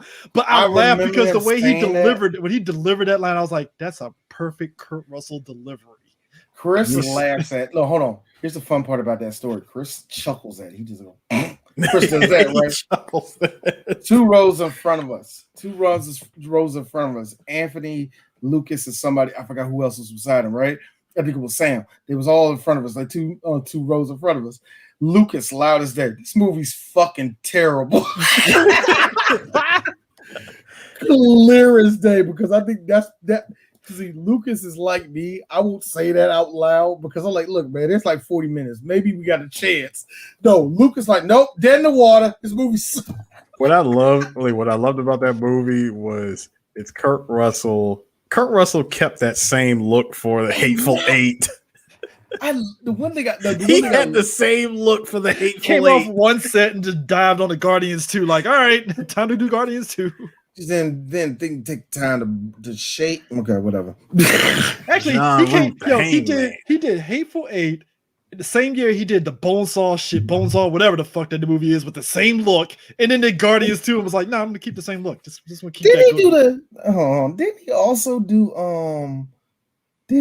do like the Christmas movie? Yeah, he was Santa Claus. Did he do it at the same time? You know what would be interesting, Chris, if they ever remade Bone Tomahawk. That's what you're thinking of. Bone Tomahawk. Chris, if they ever remade Escape from New York, they would need. I want Kurt Russell to play Lee Van Cleef's character. Actually, I'll be an asshole to say if you do the remake of what? Of Escape from New York. If I'm doing a remake of Escape from New York, because I'll be that Hollywood asshole. How about we make it be Slake Plissken's son, Snake Jr.? Yeah, Junior. That's some Hollywood shit right there. Because that is some Hollywood shit. It's Hollywood shit.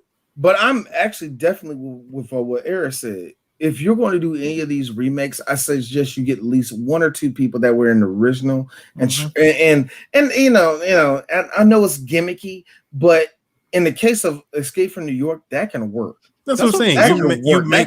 You make Kurt Russell Lee Van Cleef's character. I mean, that's don't make him the president. You don't make him, I don't know, Isaac Hayes' character. No, you do give him Lee Van Cleef's job. That's what made the first 21 Jump Street so fucking hilarious, because Johnny Depp popping up out of nowhere at the end as an undercover cop was fucking hilarious because you didn't see it coming. You didn't see it coming, and then you also forget. Some people was like, "Oh shit, Johnny Depp was in 21 Jump Street." I'm like, "Yeah." No, what got it for me was like, "Is that Richard? Look at Richard Grieco? Like, what the fuck? Is that you? Oh my god!" Like, are you gay, bro? If I was, that would be my type. Yes. I mean, to be honest, Chris, I think you can only bring back 2 people from the original Escape from the original Escape from New York, and that'd be Kurt Russell and Adrian. Yeah, Adrian Barbeau. I mean, but yeah, it's a random old woman, and on top of that, what makes you think John Carpenter is going to let his ex-wife on set? Who said we're going to get John Carpenter to do it? Adrian Barbeau, aka Big Mama from Metal Gear 4. I'm sorry, Eris. Shut the fuck up, Christopher. Stop it. Shut up. You shut up. Fucking titty cleavage just right there in the outfits. Chris, you stop. Looking like I'm Big Mama. But no, like I said, D, who said we're gonna get John Carpenter to do it? Who we gonna get to do it? We're gonna get somebody, because let's be real. Let's be real. John Carpenter has been 0-8 for a hot minute. Actually, I'll be an asshole because fuck it. Rob Zombie presents No. Don't you dare. No. No. The day that happens, Chris, the day that happens, I will set every Rob Zombie album I own on fire. And also, Chris, some black person's like, DJ Sue, a black man owns Rob Zombie albums? Yes, he does. Yes, I own Rob Zombie albums. And if you don't at me. If you want to know the real answer to that, of course, get McG to do it. It might be halfway. McGee is just going to stylize it Okay. like he did Charlie's Angels. That's all. It's And all the same- style, in the no same- substance. He's in the same way he did Terminator. All style, no substance. And I don't know. And no, I don't want I don't want James Cameron to do it. Only thing I know McGee who I want to do it, and you know what? I say you do it, and it might be good. And no, because it might give him more power. Only thing missing out of me. I think you give it to Snyder. Only thing missing. If Zack out of- Snyder was to do Escape from New York, I would say, you know, I what? say you give it to no, Snyder. no. I mean, if Zack Snyder was to do it, I'm just gonna sit back and go, you know what, Snyder, you got it. Dude, Let's see what you do. Let's Zach. see what you do with only this. thing missing. Because either two things are going to happen. Real talk. We're going to be like, hey, yo, I don't know how you did it, bruh, but that was nice. Or number two. The only thing missing from I don't think I made the joke in the Terminator Salvation podcast. You guys should listen to this. Only thing missing from McGee's fucking Terminator Salvation movie was, hi, I'm 30-year-old John Connor and you're 16-year-old Cal Reese, and we're gonna be best of friends. You did make that joke. I Yeah. listened to it not too long ago. We made those jokes. It's like, I am 16-year-old John Connor. I'm 60-year-old Kyle Reese. You would have did that shit in the skit to New York. I'm 30-year-old Snake Plissken. Oh, God. Oh, my Shit, but God. who do you get to play Snake? You know what? There's so many different. I would say legit. There are some legit up and comers come up, and you don't have to necessarily get a quote unquote action star to do it. Yeah, You know what I I mean? mean, So that person doesn't have to be an action star. As long as you're a hell of an actor and you can play it, you can pull it off. I mean, hey, go for it. I mean, go on. We got fucking Isaac Hayes to play the Duke. Hey Twitter, who do you think who should play Snake Plissken? Get freaking Tom Hardy. Ugh. And I'm like, go away. no, Delete no. your Twitter. I like Tom Delete Hardy. your No. account. I like Tom. Stop it. Stop it. No, He was but great. here's- Look, he was great as Mad Max. I get. Oh yeah. It was, I just like the movie. I like movie's just incredible. no. So I just like don't- he had the visual stylings of Mad Max with the that's bait. I That's like Mad because Max shit right there. I like it because Tom had the same look that Mel Gibson had in his face. It's some bullshit. Why am I here? Crazy ass. Where's my Australian- dog? Where's my Look, dog? crazy ass Australians, man. I'm tired of this shit. Y'all out here huffing paint. What the fuck is this shit? Motherfucking Tina Turner won't show her titties. This is bullshit, dog. We don't need no hero. I'm really Yes, no more. no, I'm really stuck here. Like, who would you get I say to, this. like who would you get to play Snake I in a was was- like a CW show to do it and- and shit. Look, like I said, it's going to be like a kid, and everybody's going to say no. Uh-huh. And then the test screening goes through. No, and then the Final first print. part, not even the final print, The work print. the work print of it. Because come on, we was like, man, that's Robert Pattinson. This nigga ain't pop. But we was like, I'm watching this movie now. So Robert it's gonna be this- Pattinson playing Snake. boy, Okay. no, I'm not saying that shit. That's actually not a bad pick. Or we get our boy I from, wasn't saying him, but that's not a bad pick, Eris. or we I get really ain't, bro. or we get Wolf Boy from Twilight. Not if I find you first. Hey, I keep Chris. forgetting that Hey- we have to do that, Chris. Hey, Chris. The president is played by Jeffrey Dean Morgan. Man, Yes. That is a yes. if from it's me. anything like fucking the Rampage movie when me and D were giddy at his ass like Mr. Goye. He's literally Negan the whole movie. Me and D were fucking literally dying. Negan. He's literally Negan. It's like You the- want to know who I think could be Isaac Hayes? And I'm not kidding you. I am not kidding you when I say this. Who's going to play Isaac Hayes, D? Play the Duke. Busta Rhymes. I'm Yeah, not no, kidding no. you. No, he's actually got. I think he would be Wait, perfect. for he it, man. okay. He's not fat anymore, and he's not fat. I anymore. gotta say no now. Look, he's not fat anymore. As long as we don't get Halloween Busta Rhymes, I'm good. No. I take it a step up. Get our boy Crondon from Black Lightning. Crondon. Do It'd be interesting. He can do it. No. Wait. Why am I thinking too hard? He's got the beard. Rick Ross. Rick can't act. Yeah. Don't put Rick near. Don't let Coming to America Ooh. 2 fool you there, buddy. Ooh, I didn't hold let up, it hold fool up, me. hold I didn't up. let it I know fool the me. person. I didn't let already it know fool the me. person. I didn't let it fool me. I'm saying, think about this. Oh, from the visual aspect of it. From a visual aspect, number one. Number two, despite what people think, Isaac Hayes really didn't even have that many lines. You That's really true. didn't. You're right about that. That's true.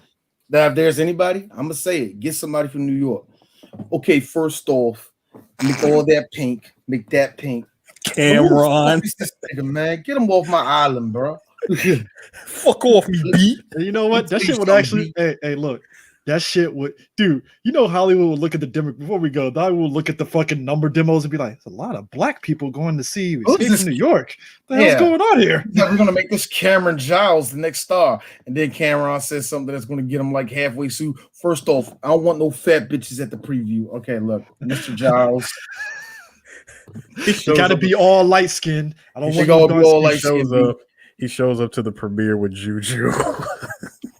They like this. I thought y'all fucked in the car beforehand. I thought y'all done separated years ago. Yeah, but you know, we gotta come back together, you know, do it for Harlem. Do it for Harlem. Then on top of that, you know, this is very progressive because you know what's happening with Into the Heights. Somebody be like, we didn't get represented in Escape to New York. I'm like, it's the fucking apocalypse, man. The movie, all right. Here's the best part. Here's Here's the best part. One executive messes it all up. You know how many gays we killed? Oh my god. Here's the best part, Chris. Here's the best part. So the movie came out in 1980, but the story takes place in 1997. 2021, and we gotta imagine new 1997. No, it's not. It's not that. No. It's not even new 1997. I'll say, all right. Movie doesn't come out. Let's just say the movie doesn't get made until like 2026, right? All right. Movie comes out, like movie gets released in 2026. It takes place. It has to take place like in the year. It's going to be 2039. Still no flying cars in 2026. Yeah. It'll take place in 2039. That's the hate in my heart as I said that shit. Just like disgusting. They gotta.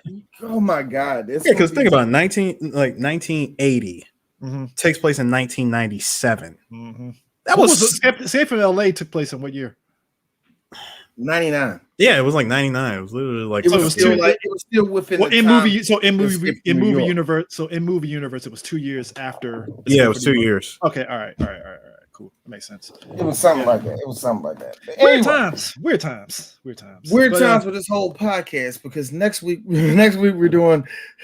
Stay tuned, and hopefully, there's a whole lot of story. There's story to talk about in that one, so it will be a more of a structured podcast. This one was not structured at all. This is chaotic, and what I've learned from you people, y'all love this shit when we do this. I don't know why. Rosebud. Whatever. Anyway, that being said, y'all stay tuned for us talking about Stay Tuned next week. We love y'all black people. We and white people. We are this show.